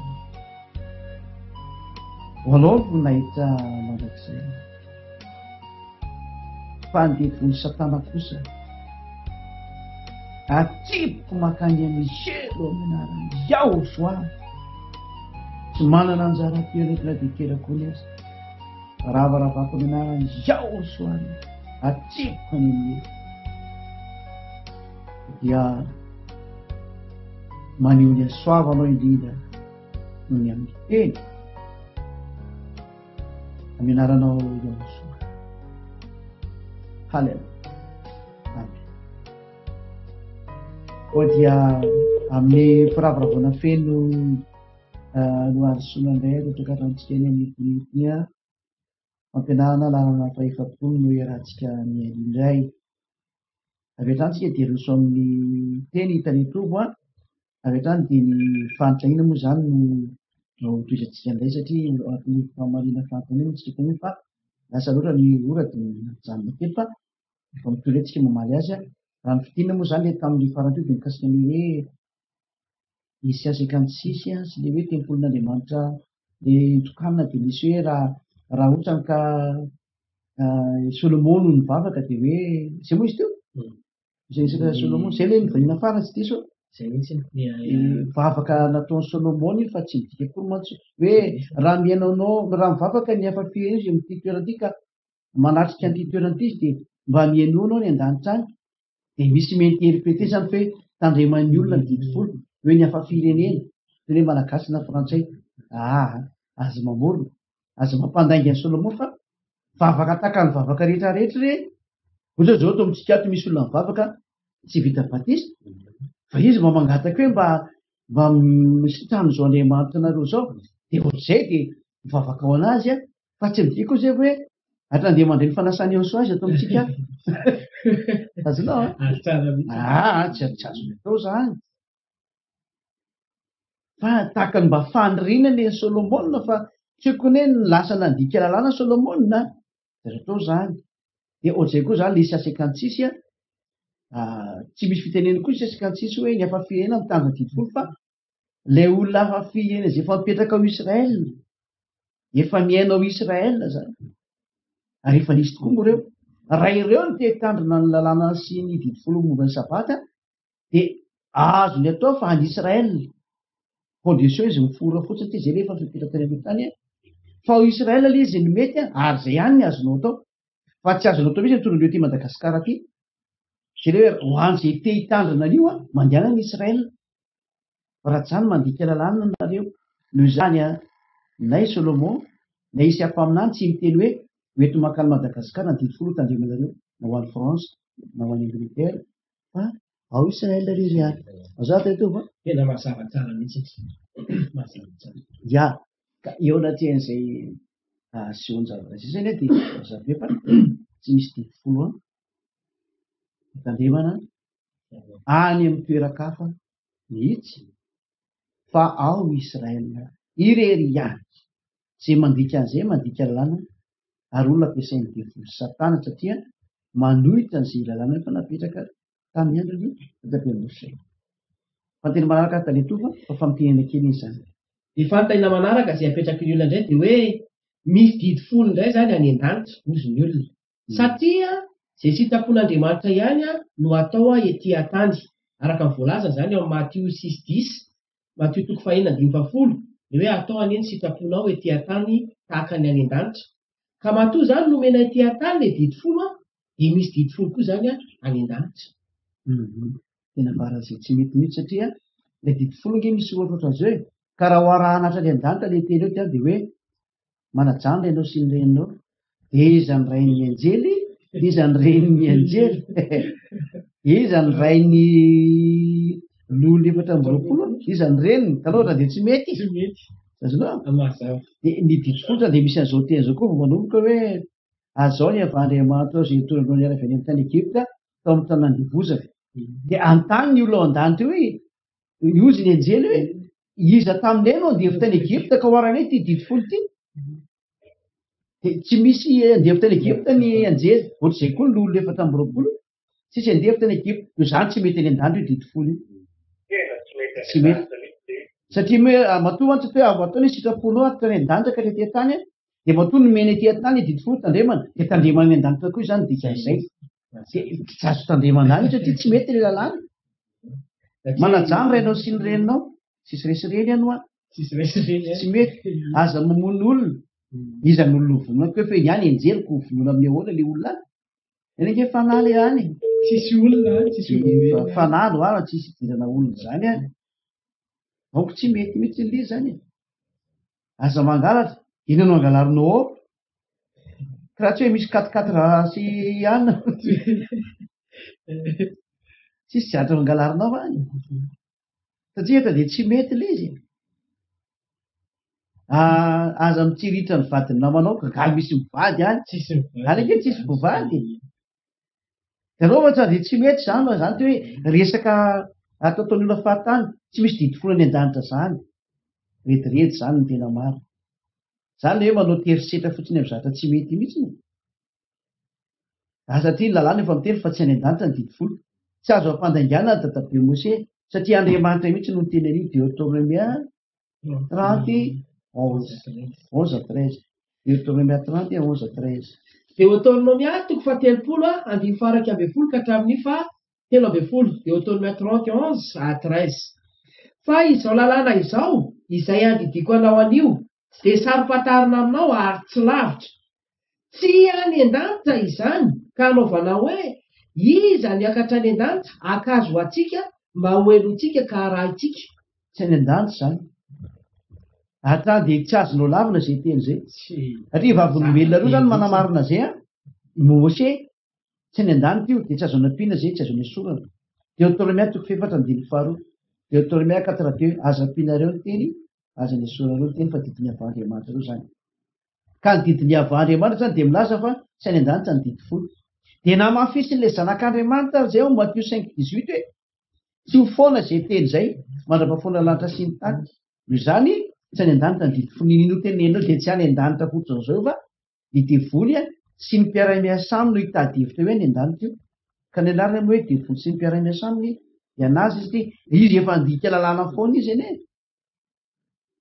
andika lalàna izy dia zay Eto efa vavolombelona roa mihitsy ny Mose ny voalohany dia Yahoshua ny faharoa samy milaza mihitsy fa tena tsy any an-danitra ny didy. zay indrindra ary arak'ilay fanazavana teo ihany koa na zava-misy mihitsy ary tsy mahafety an'ilay any an-danitra mihitsy hoe ahoana koa ilay fehezan'io any an-danitra raha tsy teny fanazavana efa nentina lasabenany Yahoshua teo hoe zay indrindra tsy mety mihitsy ilay izy tsy mety mihitsy ilay izy Satria ilay hoe raha ilay raisonnementn'ilay olona zany hoe ilay atao hoe atỳ tany zany mitovy any an-danitra ihany ka ilay atỳ tany manajano raha ianao sy ny reninao dia tokony raha raisonnementn'ilay olona zany misy an'izay koa zany any an-danitra any nefa tsy aly mihitsy ilay izy. zay hoe mijery anjely hoe izy mamatsika rehetra enke le hoe tena zay mitandra ny didy folo am'izao nge tena mandika lalàna mihitsy satria reny le fomba hiafena azy ireo hoe mba hiafana mitandrina zatra tsisy mitombona mihitsy eritreritra sy azon'izay le mihitsy tena eritreritra tena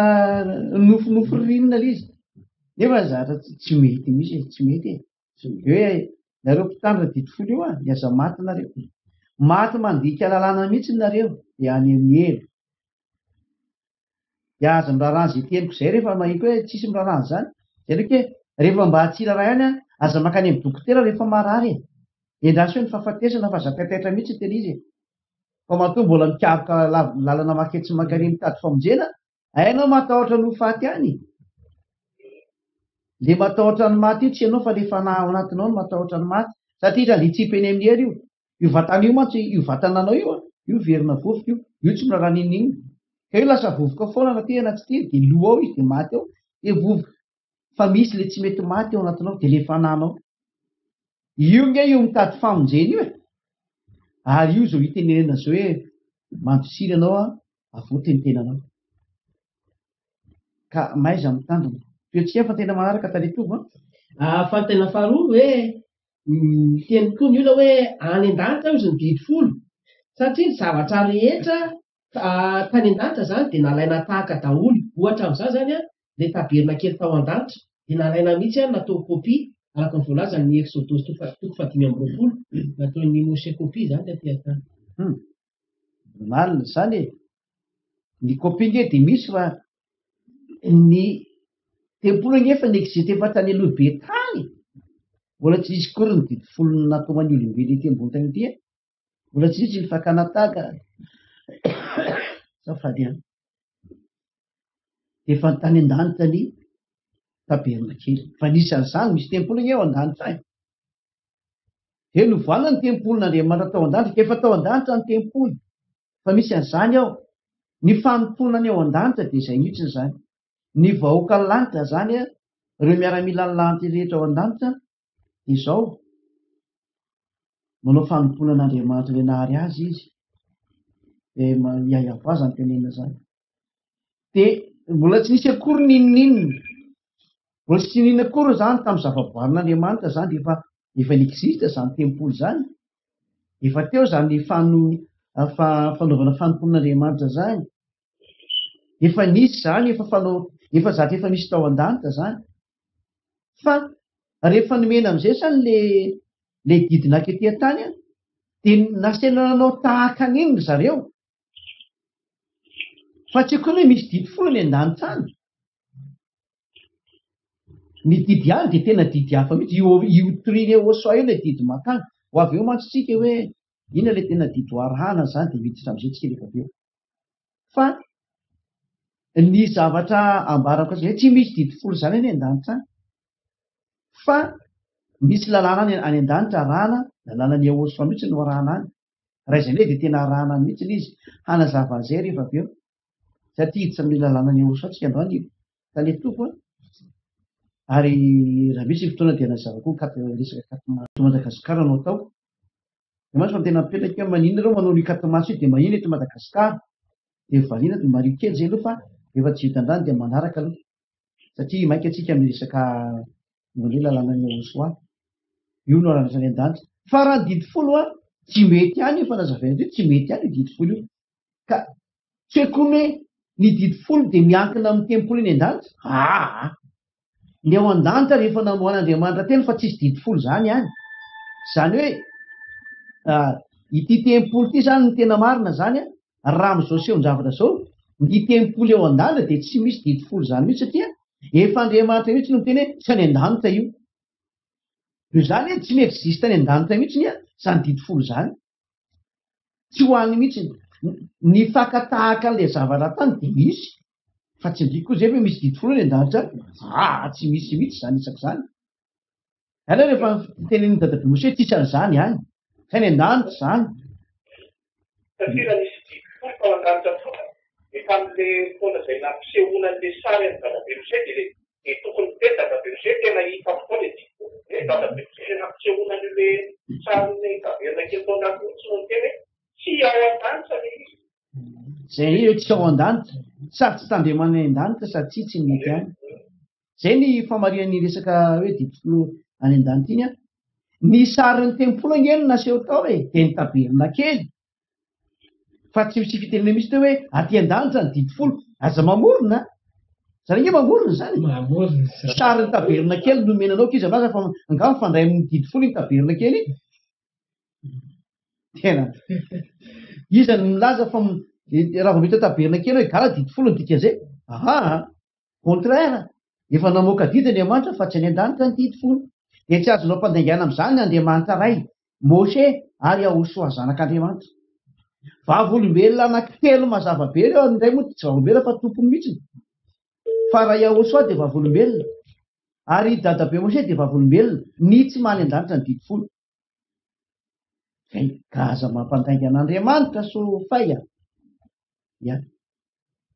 zao fa zay mampy zay mazava tsara mihitsy n'izay tsy ho anao le izy taletofo ho an'le mpiaino raiso mihitsy ny plasin'le mpiaino hoe ampy izy efa nazavana tena ampy mihitsy satria tsy hoe mahita zay tena tena tsy hoe mahita taberna kely dia mahita didy folo. Fa taberna kely no naseho fa tsy didy folo no naseho fa taberna kely. Dia ary Andriamanitra ray efa nilaza fa tsy any an-danitra ny didy folo dia vavolombelona izay anankiroa dia tsisa fa dadabe Mose sy Yahosoa. Ka tena lavoan'io zany hoe ambassadeur Yahosoa dia ny interprétation nataon'ny protestanta rehetra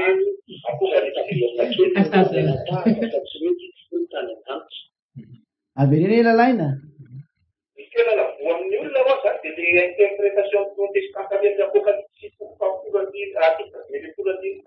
zany hoe rehefa le voana zany le teny folo dia le taberna kely tao an-danitra dia tsy tatao le vavolombelona dia le nadia zareo dia riavaly re zany mampiraikitra rehetra rehetra. ka iny a ny protestanta ny tiandikandikany teny tsy mandeha miloniny satria raha vao mahita vavolombelona zareo dia tany hoe didy folo foana fa tsy izany mihitsy le izy satria ny vavolombelona ao amin'ny bokin'ny apokalypsia dia mazava hoe fanambarana nataony Yahosoa io apokalypsia toko voalohany diny voalohany fanambarana nataony Yahosoa apokalypsia toko voalohany diny voalohany Yahosoa nefa nanambara mazava be fa tsisy ho foana akory ny analana Mose na teny soratra ray na litera ray aza zany hoe tsy ho foana zany le teny hoe tsy any an-danitra ny didy folo ka izy amin'izay ty miinterprete adaladala ty hoe lasa any an-danitra ny didy folo ty dia zareo protestanta izy ny nanao fahadisoana bevava nanaraka an'iny daholo moa ny rehetrarehetra zany ary maro ihany ny teny zareo zanakan'zareo daholo no fiangonana rehetrarehetra zay dia tena zanany maro nanaraka ny zavatra tsy mety natao satria ilay zanak'Andriamanitra nefa miteny hoe za dia manamaro izy ilay zanak'Andriamanitra fa ny tenin'ny dadabe Mose dia tsy azo anampiana tsy azo anesorana na litera ray na teny tsotra ray aza dia amin'izany tenin'ny dadabe Mose zany a dia namafisina mihitsy fa tsy any an-danitra ny didy folo dia no amafisiny Yahosoa zanak'Andriamanitra zany zavatra zay ko zavatra no amafisiny ve fa tsy any an-danitra dia ahoana izy no iteny ndefa hoe aty an-danitra indray ty zavatra ty ianao no manana fahadisoana mihitsy ny amin'izany hevitra izany zay nanao an'izay ka izay ilay tsy fahalalana soratra masiny zay ilay hoe nareo nge hoa tena tsisy Andriamanitra mihitsy fa manao no foana dolo ingeny rehetrarehetra io manao no foana mihitsy nareo ary zay ilay hoe raha maty amin'io nge ho anareo ka tena very any amin'ny elo ny ho anareo any amin'ny afo be tsisy famindram-po intsony ny azy mba maty androany alina aloha manga tamafy eo ampandrino hoe aza atao maty aho hoe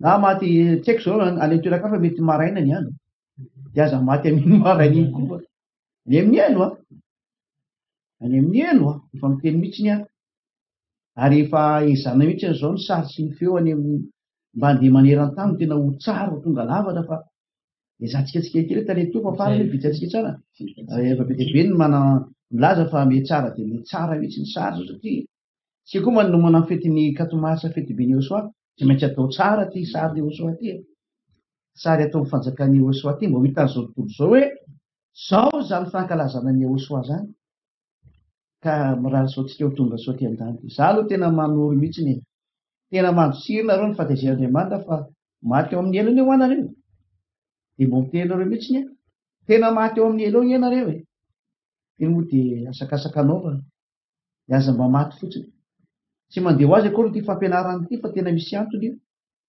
ia fantahina manaraka taletoa dia fantahina fahatelo afandray zany hoe araka ny Romanina 7:25 ozy izy dia ny mpandrava didy folo dia mankatoy ny lalàn'Andriamanitra amin'ny sainy fa ny lalàn'ny ota amin'ny nofony satria raha voarava ny didy folo dia dika zany fa azo ataony mangalatra sy mamono olona dia izay le hoe lalàn'ny ota eritreritra n'izany fa tsy hidiran'ny mpandrava didy folo zany resaka zany eritreritra ny tsy mahafantaitra ny inona zany ka za tsy mamaly ny eritreriny satria zany no miteneny hoe ny mpandrava didy folo dia manao zao zay tsy miditra amin'izany resaka talatala zany fa ianao no te eritreritra n'izany fa tsy zany ny dikan'io teny io mazava zay teletova satria teny hoe ny mpandrava didy folo manao zao zay idiranao ny lalaka len'ny mpandrava didy folo i Paoly misy ngeny nandrava didy folo aleo nga manomena kely iny taletova amin'ny le baiboly amin'ny teny hebreo moa any amin'ny taletova safa efa reo efa dia ity baiboly ty a le baiboly disony zareo ty le baiboly disony zareo hebreo a izao a ny baiboly disony zareo hebreo mihitsy ny ara no ino moa no ijerevantsika ty teny ty zany raha ia reto lay izy nahoarana reto baiboly diso zany ty teny hoe diso zany a misy anarana diso navokany reto zany de zay no mahadiso anazy de nefa ty baiboly hebreo ty nefa ny tena ampiasainy rehetrarehetra nefa ity baiboly hebreo ty ampiasainy rehetrarehetra ty baiboly hebreo ty zany de ao anatin'ity baiboly hebreo ty mihitsy ny a no misy ny teny hebreo milaza ny faravany difolo a Efesianina 2:15 avakina izy taletovy amin'ny baiboly hebreo mihitsy ny aloha de adikao rehefa avy eo izy ao izy Efesianina 2:15 zany avakeo amin'ny baiboly hebreo mihitsy aloha de avy eo adikanao izy avy eo zany Efesianina toko faharoa andiny fa 5:10 aleo mihitsy raha titsika ame teny hebreo a ty zany tena teny hebreo ampiasainy rehetra zany ty fa saingy diso moa ty ny amle anarana tena tsy izy voapetraka ao zany ilo vakitsika le izy Efesianina toko faharoa andiny fa 5:10 zany fa baiboly hebreo ampiasainy rehetra hoa ty a zao ny volaza ao bebatlo ha eva bibsaro et torat hamitsot vahokot librobenafshon et hashlaim ladam ehad hadash vaya ashalom Torah mihitsy ny voalaza adikao izy io taletovy ozy izy hoe satria izay mihitsy hoe tao amin'ny nofony no vakeo amin'ny teny anglisy anao teny anglisy by abolishing his flesh the enmity which is the law of commandments contained in ordinances so that in himself he might be by abolishing izy by abolishing par inona dikan'izany par abolition zay zany hoe rehefa mpitehina mihitsy izy tamy alan'ny nofony flesh tamy alan'ny nofony ny fandrafina love commandments contained in ordinances lalàna misy didy zany natao tandrevana zay tena Torah mihitsy ny voalaza ao ny teny io mihitsy Torah mihitsy ny voalaza eo zany hoe ny Torah mihitsy ny a noho ny rahavana Torah ny jiosy zay misy loi et commandement ary avec ordonnance ny rahavana daholo zany rehetra zany de ray zay a vaketsika iray ny Hébreu 7:18-19 taletovy zany baiboly iny ihany Hébreu 7:18-19 ndray zany Hébreu a toko fafito a andiny fa 8:10 sy 9:10 Hébreu vakeo ndray izy zany amin'ny dika teny anglisy for there is verily a new line of commandments going before for its weakness and unprofitableness thereof. For the law made nothing perfect, but the bringing in of a better hope did by him. Tena tsy nahavita ninina mihitsy izy le lalàna sy Torah nisy nanafoana izy le didy teo satria sady tsy nahavita nininna izy tsisy nininna mihitsy zany izy tena mivara teo am'izay fa ny lalàna Moshe de tsy natanteraka na inona zany de nifoanina izy zany de ty lalàna Moshe ty nefa tena nambarany tamin'ny ty baiboly le teny hebreo hoe Torah mihitsy tena Torah ny jiosy mihitsy io raha zay mihitsy ny voalaza ito hoe rava le Torah zany ny Torah de tsy navita na ninina de zay nanapitena anazy baiboly hebreo mihitsy tena le teny hebreo mihitsy no teny le dika tena tsy miteny hoe Torah mihitsy fa vanatany hoe lalàna Moshe tsy natanteraka ninina mihitsy zany zay hitantsika amin'izany teto fa tena tantara be ilay izy tantara be izy zany zany ny teny minazy fa tena rava mihitsy io didifolo io ary ny baiboly hebreu mihitsy no miteny an'izany hoe rava io manginy fotsiny Colossiens 2:14 aleo vakina reny Colossiens 2:14 taretompa Colossiens 2:14 Colossiens toko faharoa andiny fa efatra ambin'ny folo. Colossiens 2:14 amin'ny teny hébreu. Vaimhak et ashtar hama iid banu bahukatayu vaishaehu mitkanu vaitaku ehu bachlub. vakeo reny dikan'izay hoe Blotting out the handwriting of ordinances that was against us, which was hostile to us, and he has taken it out of the way, having nailed it to the cross. tao amin'ny nofon'andro any soratana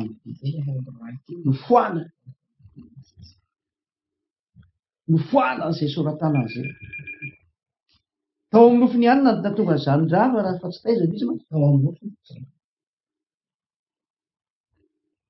satria zay le mepanga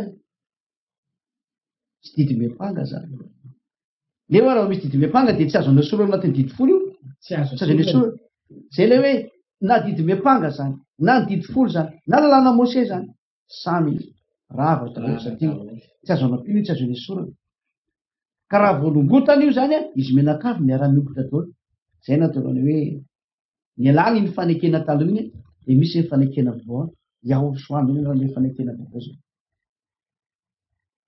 Yahoshua le fanekena vaovao hiditra amin'izay tsika mantsy ny fanekena rehefa vita mafy dia tsy fanao manatsoaka na manampy zany tsy azo lovaina zany ny rafitra anatin'ny fanekena anankiray ka ny didifolo a dia efa nandatsahana ranomby dia tsy azo nokitena intsony zay voalaza ao tsy azo lovaina intsony izy zany ka matoa mizahatra miova amin'izay ny lalàna efa fanekena hafa indrainy fa efa miala ny didifolo ny dikan'izay mazava hiditra eo mantsy satria hiditra amin'ny lalàna ny Yahoshua koa satria lalàna ny Yahoshua igala fanekena vaovao mihitsy izay dia hoazavaina hoe samy hafa na te fanekena taloha sy fanekena vaovao ny famaritana amin'ny fanekena anankiray dia ny fandatsahana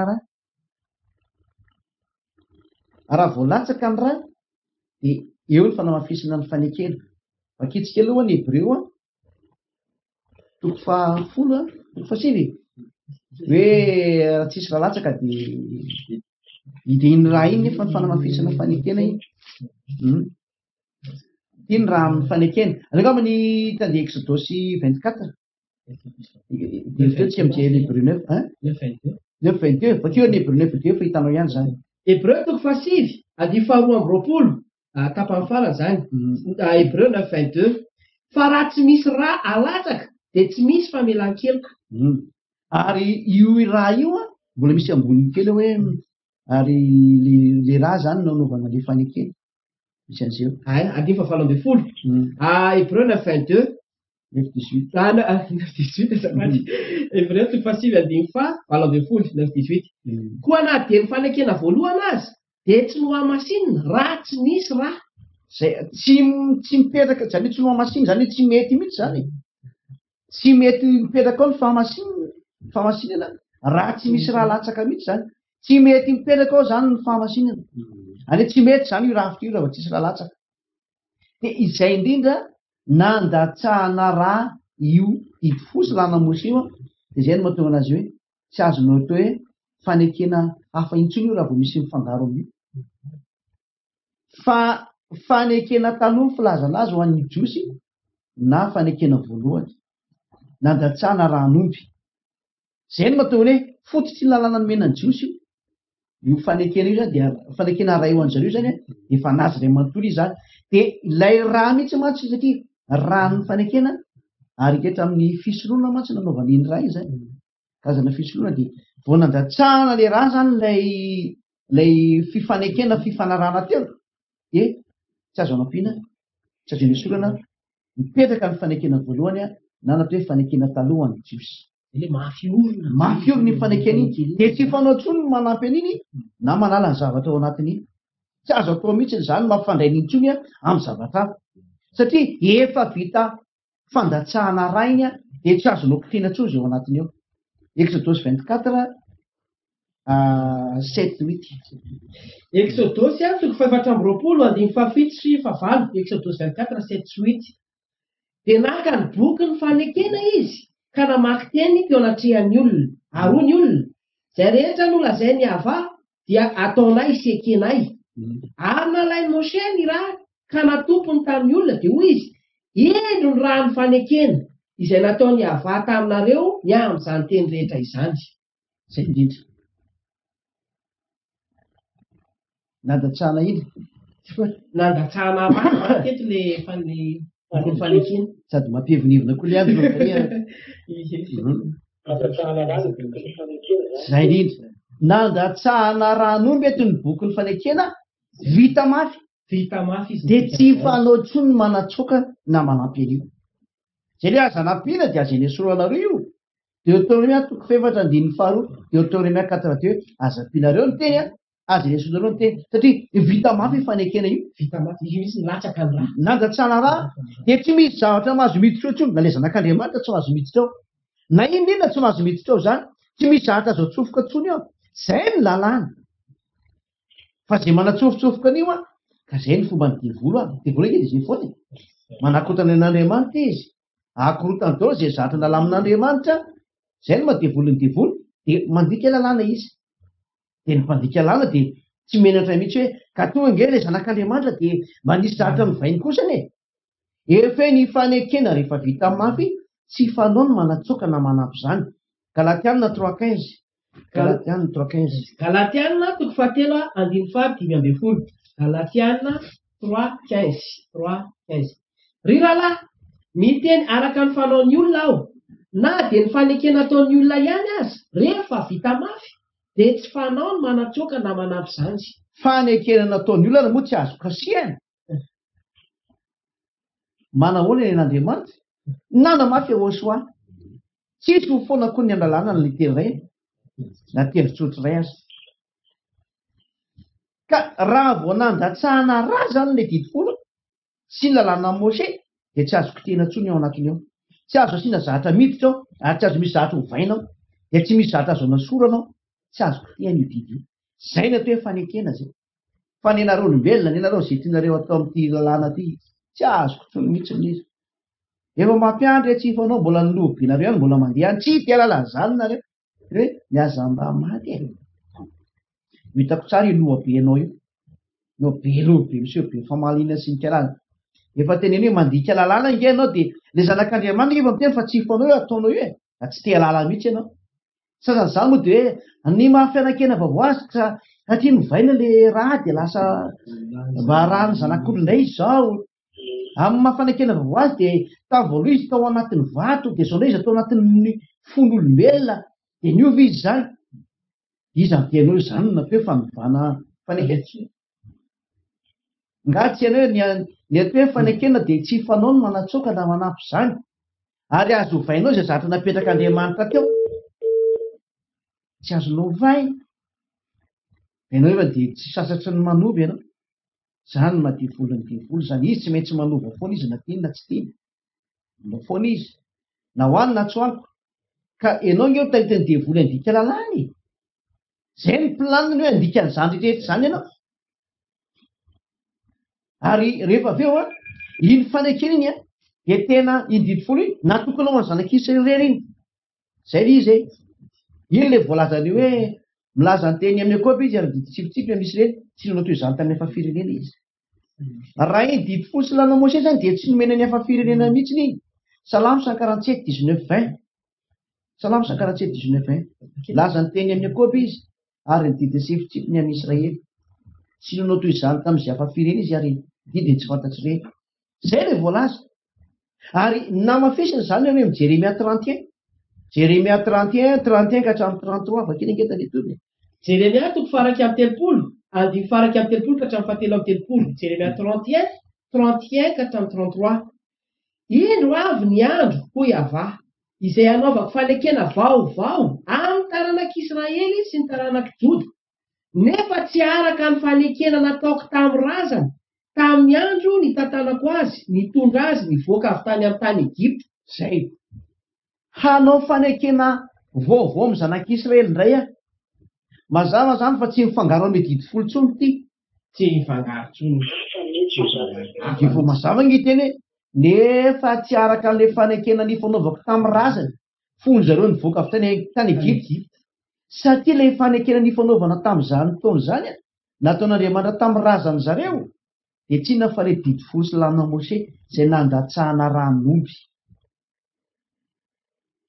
Hanao fanekena vaovao indray fa tsy mitovy amin'iny a, hafa ndray ty meko zanak'Israely izy fanekena vaovao ny antsonan'io.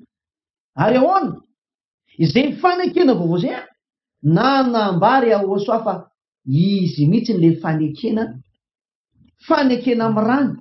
Ary amafisy aloha zay ity ny fanekena vaovao ny amin'ny rako. Misy rano fanekena zay zany ty tonga ny dika zao tale tobo, misy rano fanekena vaovao zany hoe mazava be raha vao misy raha latsaka ndraiky zany a efa hafa ndray ty resana ty, bolongan zavatra hafa ndray zay, bolongan zavatra hafa ndray le bolongan zavatra teny koa fanekena hafa ndray ny resaka iny hoe bolongam-panekena hafa ndray zany ty tonga ty a, fa ny raha ny Ahosoa nalatsaka tamin'iny ray. Mazava fa raha samy hafa, raha vao fangaronao zany le fanekena taloha sy ny fanekena vaovao de mifangaro ny ran'omby sy ny rany Ahosoa. Afangaronao amin'ny biby ny ran'Andriamanitra. Inona raha tsy de voly ianao fa mba mieritrereta, iza nampanaonao an'izany? Satria le fanekena vaovao misy rany Ahosoa hovakitsika. Le fanekena taloha ran'omby nefa nilatsaka tany, ka raha ho jumelenao ianao afangaronao de mifangaro zany ny ran'omby sy ny ran'Andriamanitra, ka izy ianao zay manao an'izany raha tsy de voly. Fa na de zay fihetsikirevina de efa fantatra hoe tsy mety zany. Hafa misy ty fanekena vaovao ty. Vakina le misy an'le raha latsaka teletovy amin'inona Matthieu firy liko 22 firy liko 22:20 dahoary. Lioka toko faharoa amby roapolo a andiny fa roapolo. Lioka 22:20.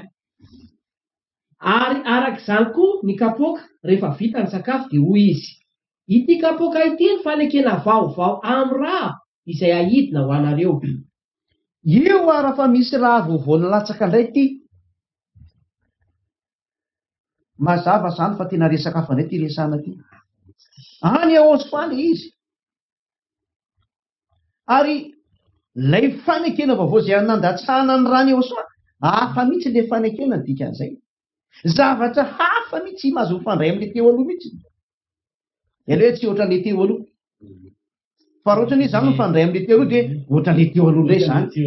Mandaingy Jeremia raha ohatran'izany. Fa mazava be ny teny hoe tsy mitovy amin'le teo aloha tsony ty fa hafa mihitsy. Ary zao tsy mampitovy azy voalohany a efa nandatsahana raha. Eny zany de milaza fa tena hafa ndray ty fanekena vaovao ty. Fa raha mitovy amin'le teo io a de tsisy tokony raha nalatsaka fa le teo ihany ny tokony manan-kelo le ran'omby teo. Satria efa mafy le ran'omby teo. De tokony tsy hikotehana tsony le ran'omby fa notovonana fotsiny ndray. Satria efa mafy. Ohatra ka izy zany le iny le raha mbola mety zany io didy folo de raha mbola io notohizana de tokony le raha teo ihany fa tsy nasiana raha vaovao. Le ran'omby teo no tokony taritina foana. Fa tsy zany a. Misy raha vaovao nalatsaka, vao latsaka ny raha vaovao any Ahosoa, tsy mahazo mifangaro ny ran'omby sy ny ran'olona ran'Andriamanitra. Mazava zany fa hafa mihitsy le didy folo nandatsana ran'omby teo a, tsy lana Mose, fanekena hafa iny a. Hafa mihitsy ty fanekena vaovao ty a, nandatsana raha vaovao rany Ahosoa. Tsy azo mifangaro amin'iny.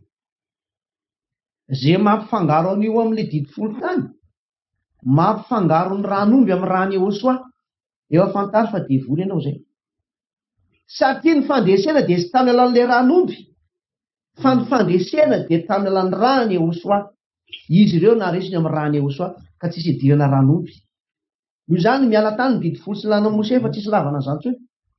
Tena miala nateraka mihitsy. Tsy mahazo miditra amin'iny tsony ianao. Apokalipsy 12:12. Apocalypse 12 12 Apocalypse toko faharoa ambin'ny folo dia faraika ambin'ny folo. Apocalypse 12:11.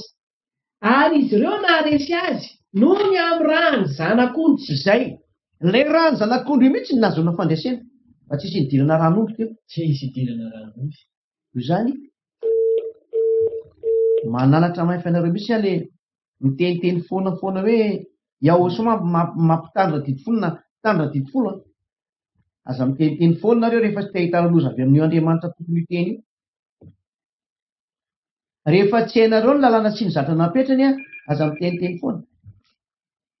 Nareo ny mahity andray ampafolo-karena any dia hodikodinareo ny fahamarinana. Fa io didifolo ingeta le tovy raha tsisy fandraisana ampafolo-karena tao efa ny alàna io mane. Aza tsy resaka fandraisana ampafolo-karena ingeta tao hoe tsisy mitazona intsony io. Fa le ampafolo-karena mantsy vola miditra ao posy tsy amelana mihitsy io na hoanina tsy hoaniko kapoakako. Fa aleon'ny olona mahazo kapoaka fa veriny amin'ny helo. Tena mahavariana amidy amin'izany ve ny fanahy.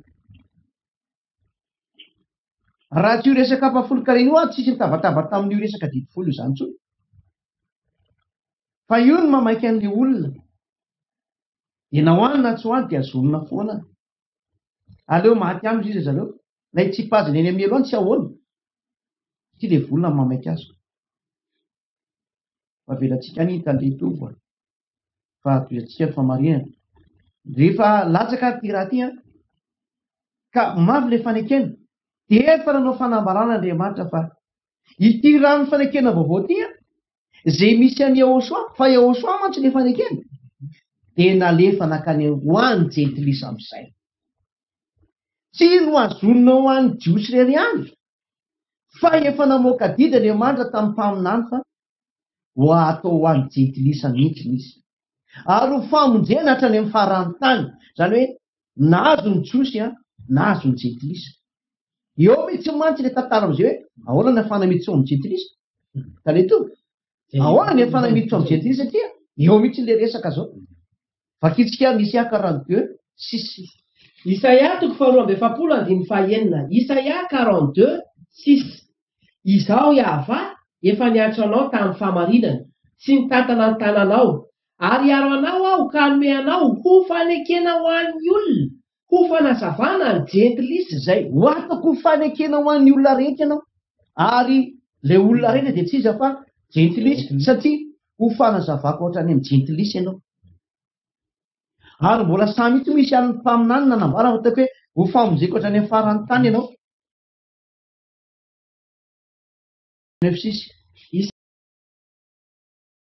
Isaia toko fahasivy amby efapolo andimy fahaenina. Isaia 49:6.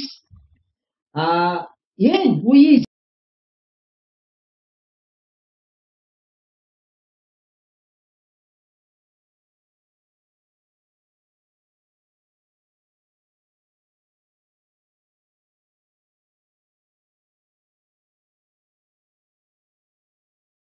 Io Yahosoa io ny tena mpamonjy.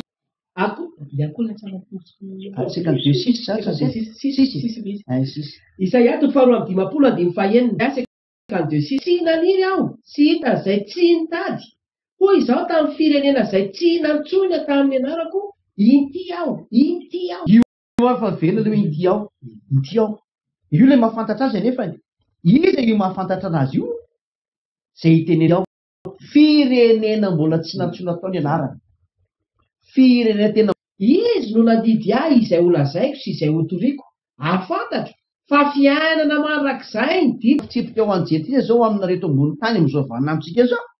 Ny ambasaderan'ny Yahosoa dia ny ray aman-dreny. Ny ambasaderan'ny Yahosoa dia ny tena marina zany izay nampianariko arako. Namoaka ny didy hoe rava ny didifolo ary namoaka ilay anarana hoe Yahosoa izay nanava didifolo zay. Dia izay ilay porofoko amin'izay zao hoe io tokoa fa mivoaka ny fitsipika ho an'ny jentilisa na akaizana izy any misy any Amerika sa ny Fransa sa ny Angletera sa ny Japon sa ny Australie sa ny Chine sa izy. Eto Madagasikara no andiny faevatra vao nivakinao teo taletova andiny faevatra itsy 42:4. Isaia toko faharoa amby efapolo andiny faefatra 42:4.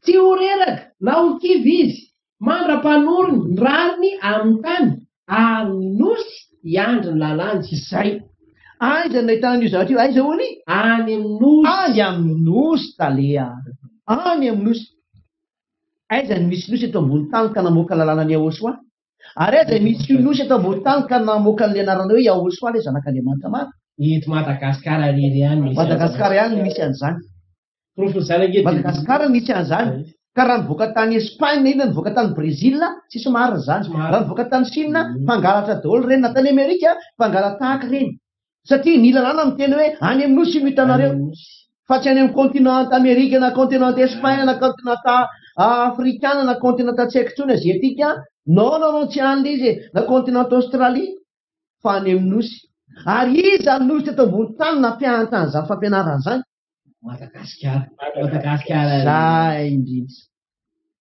nanaraka lalàna sa tsy nanaraka lalàna le izy tena nanaraka lalàna mihitsy fa ty de tantarany amin'ny vaninandroko ty fa andeha iditra any amin'le tsy vaninandroko fa reo le zoko tany aloha tany zany le zoko tamin'ny filazantsara zany zay tiako tenenina zay azo ya zoko tamin'ny filazantsara ry zareo azonareo tsara mihitsy tsy iza zany fa Jaona apôstôly sy Paoly apôstôly nanambara mantsy ny olona fe tsy marina ny tenin'ny Paoly tsisy lavana aniny de zao ny famarinana ahoana ny amin'ny faminaniana zao mantsy nambara ny tenin'Andriamanitra tarika eto Mose mpaminany Israelianina tsy maintsy enonareo mpaminany Israelianina tsy maintsy enonareo araka ny Deutéronomie 18:15 Deutéronomie 18:15 de miteny hoe Deutéronomie 18:15 hoe mpaminany Israelianina ihany no enonao teny raha vo tsy Israelianina de tsy azo enona ny teniny zay le mpaminany Israelianina rehetra zany de efa hay daholo fa ny farataon'ny Yahosoa le izy ary Yahosoa nanao fanambarana ary ty tsy nahafaka rehetratsika tamin'ny tenin'ny apôstôly Paoly fa nanao fanambarana za mbola tsy hita tamin'ny tenin'ny Petera fa aloha misy ny Jaona misy no ampiteneniny satria Jaona de nahazo fanambarana avy eny amin'ny Yahosoa ny fanambarana Yahosoa izy Jaona any hoe avy eny amin'ny Yahosoa zany ny fanambarana Apocalypse 19:10 vakina teletovy ny Apocalypse 19:10 fafolo tapany farany Apocalypse 19:10 fa ny filazana ny Yahosoa no fanahy ny faminaniana ny filazana ny Yahosoa no fanahy ny faminaniana mitoy zany hoe mpaminany enona mpaminany Israelianina de nanambara le mpaminany Israelianina farany zay tsy iza fa Yahosoa ny teny nanao hoe zay mitory any Yahosoa ao ny fanahy ny faminaniana ao ny fanambaran'Andriamanitra ny dikan'izay ary Paoly iza no nitoriana Yahosoa marina zany tenin'ny Paoly sa tsy marina marina ny tenin'ny Paoly fa tsy misy an'izany hoe tenin'ny Paoly zany teny tsy mandeha amin'ny Zénone zany fa manohitra ny Torah ozy ny sasany non ny Torah mihitsy nefa tsy mety tsony amin'ny famarinana araka an'Andriamanitra de ny teny Yahosoa zay ny marina zay fa i Paoly de tena nankasitran'Andriamanitra mihitsy ny ary ny polofony zany ny tory any Yahosoa izy ary raha vao mitory any Yahosoa izy de ny fanahy ny faminaniana no ao aminy ary raha vao aminy ny fanahy ny faminaniana marina fanambarana sa tsy marina fanambarana vavolombelona manamarina ny tenin'ny Paoly zany ny apôstôly Jaona ary vavolombelona manamarina ny tenin'ny apôstôly Paoly zany Yahosoa zanak'Andriamanitra mihitsy satria fanambarana avy eny amin'ny Yahosoa io nataony io azona no amarin'ny Yahosoa hoe ny filazana ny Yahosoa ny fanahy ny faminaniana noho izany ny faharavany didifolo ny tenen'ny Paoly apôstôly na isalarisa olona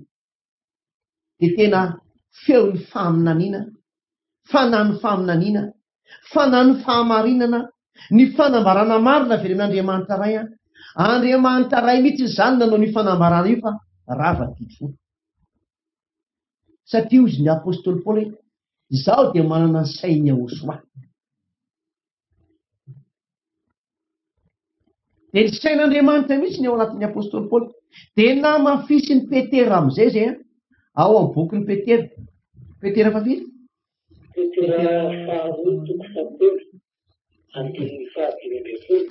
zay indrindra Petera faharoa toko fahatelo andimy fahadimy ambin'ny folo Petera faharoa 3:15 ary ny faharipon'ny tompontsika de eke ho famonjena tahaka ny voasoratry Paoly rahalahy malalantsika taminareo koa araka Saola ozy Salara Peter.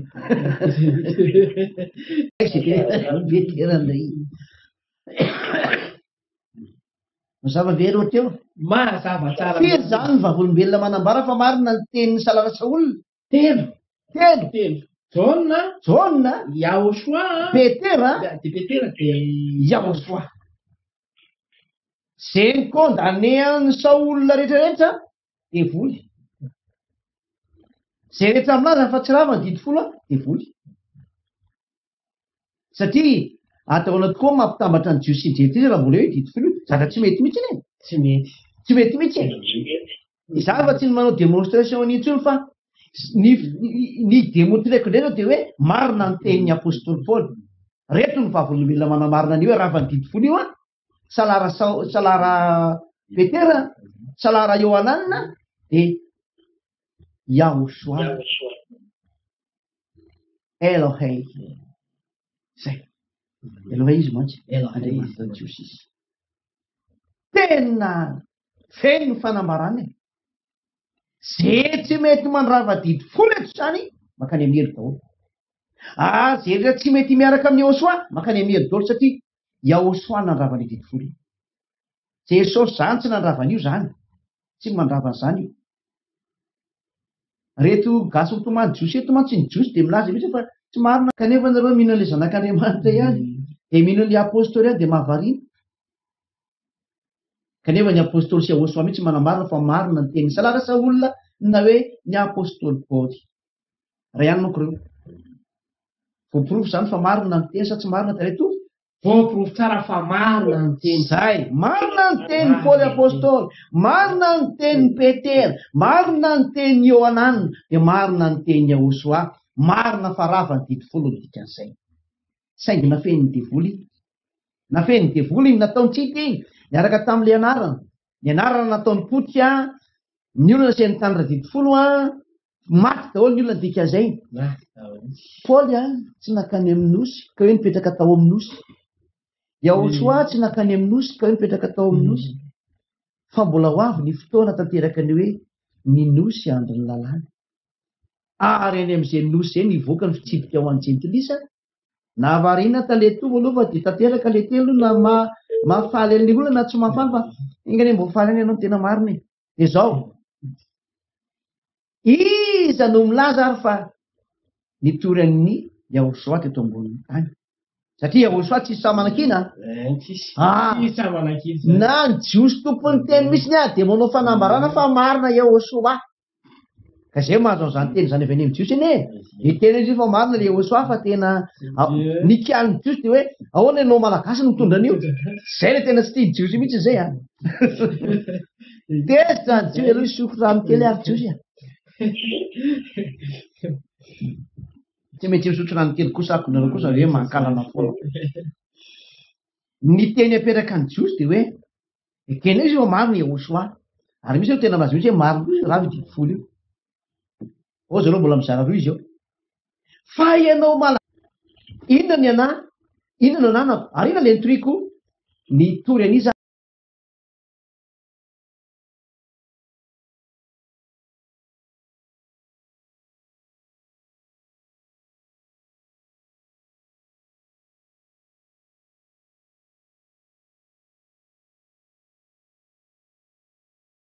taletovo Nitorany Yahoshua. Zay. Ary raha vao nitorany Yahoshua zany dia inona dikan'izay? Manana ny fanahy ny faminaniana. Zay. Hitonakaiza zany ilay fanahy ny faminaniana dikan'izay? Ao amin'ny ambasaderan'ny Yahoshua, indray mandray samy Saint Edouard. Tsy maty zany ny famarinana dikan'izay. Tsy maty nareo olombelona io famarinana io nao ina nareo nao ina. Na marinana rehetra zany. Kanefa dia zay ny marina. Zay ny famarinana. Zay ny famarinana zay. Raha tsy tonga ny laza taminareo an'izao famarinana zao zay ange tsy namorona eo ihany naveriko. Saingy nanapirofo kosa ny lalina kokoa.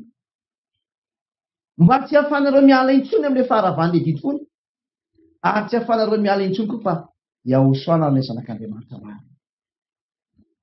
Les deux la fois. Rava ny 10 ary izay moa ny hafantarana an'io Andriamanitra io rava ny 10. Ary rehefa rava ny 10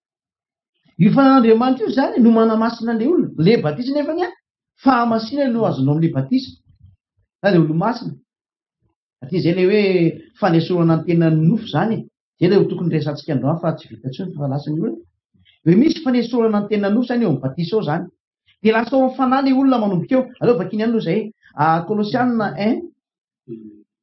1:11 2:11 zafady Colossianina 2:11 Colossianina toko faharoa andiny faraky amby folo sy faharoa amby folo Colossianina 2:11 sy 12 atao aminy koa no namorananareo tamin'ny famorana tsy natao tanana tamin'ny fanesorana ny tena nofo de tamin'ny famorana Yahosoa misy zany le famorana nataony Yahosoa nesorina ny nofonao any amin'ny batisa le izy manomisy an'izay zavatra zay andininy 12 fa niarany levina taminy ianareo tamin'ny batisa izay niarahanareo natrangana tamin'ny koa noho ny finoana ny asan'Andriamanitra any amin'ny batisa zany ianao no miogotra zay tena nofonao zay ary efa nesorina ny nofonao a manomboka eo amin'izay anao de fanahy Romanina 8:9 akina tamitovy Romanina 8:9 Romanina toko fahavalo andiny fasivy Romanina 8:9 fa ianareo tsy ao amin'ny nofo fa ao amin'ny fanahy zay ao amin'ny fanahy nareo manomboka eo avy aiza nazona le fanahy teny nefa nisy resaka batisa teo vo azo le izy any amin'ny batisa zany nazona le fanahy de inona zavatra mitanga ao amin'le fanahy zany ao amin'le batisa ao amin'le fanahy ao de misy fanahy mikorisa ao fanahy anankiray no mikorisa ary zay nazona le fahamasinana zany hoe fanahy efa masina efa hatrany amin'ny andohany io a de masina hatrany amin'izay andehanan'ny farany hatrany amin'ny farany vakina aloha zay zavatra zay satria tsy maintsy vakina le izy a mba fantatry ny olona hoe misy mikoriny fanahy io zany ka raha vao misy tsy aveny amin'le fahamarihana de tsy mety io batisa io satria tsy mety mandeha le fanahy azonao azo tsara mihitsy ao amin'le batisa zany a no andraisana ny fanahiny Yahosoa de fanahy ray mikorisa avy any amin'ny Yahosoa io de le fanahy nefany miainga avy any amin'ny ray makao amin'ny Yahosoa de avy eo makaiza ao amin'ny mpampianatra de tsy iza nampianatra fa ao amin'ny ambasadera ny Yahosoa ao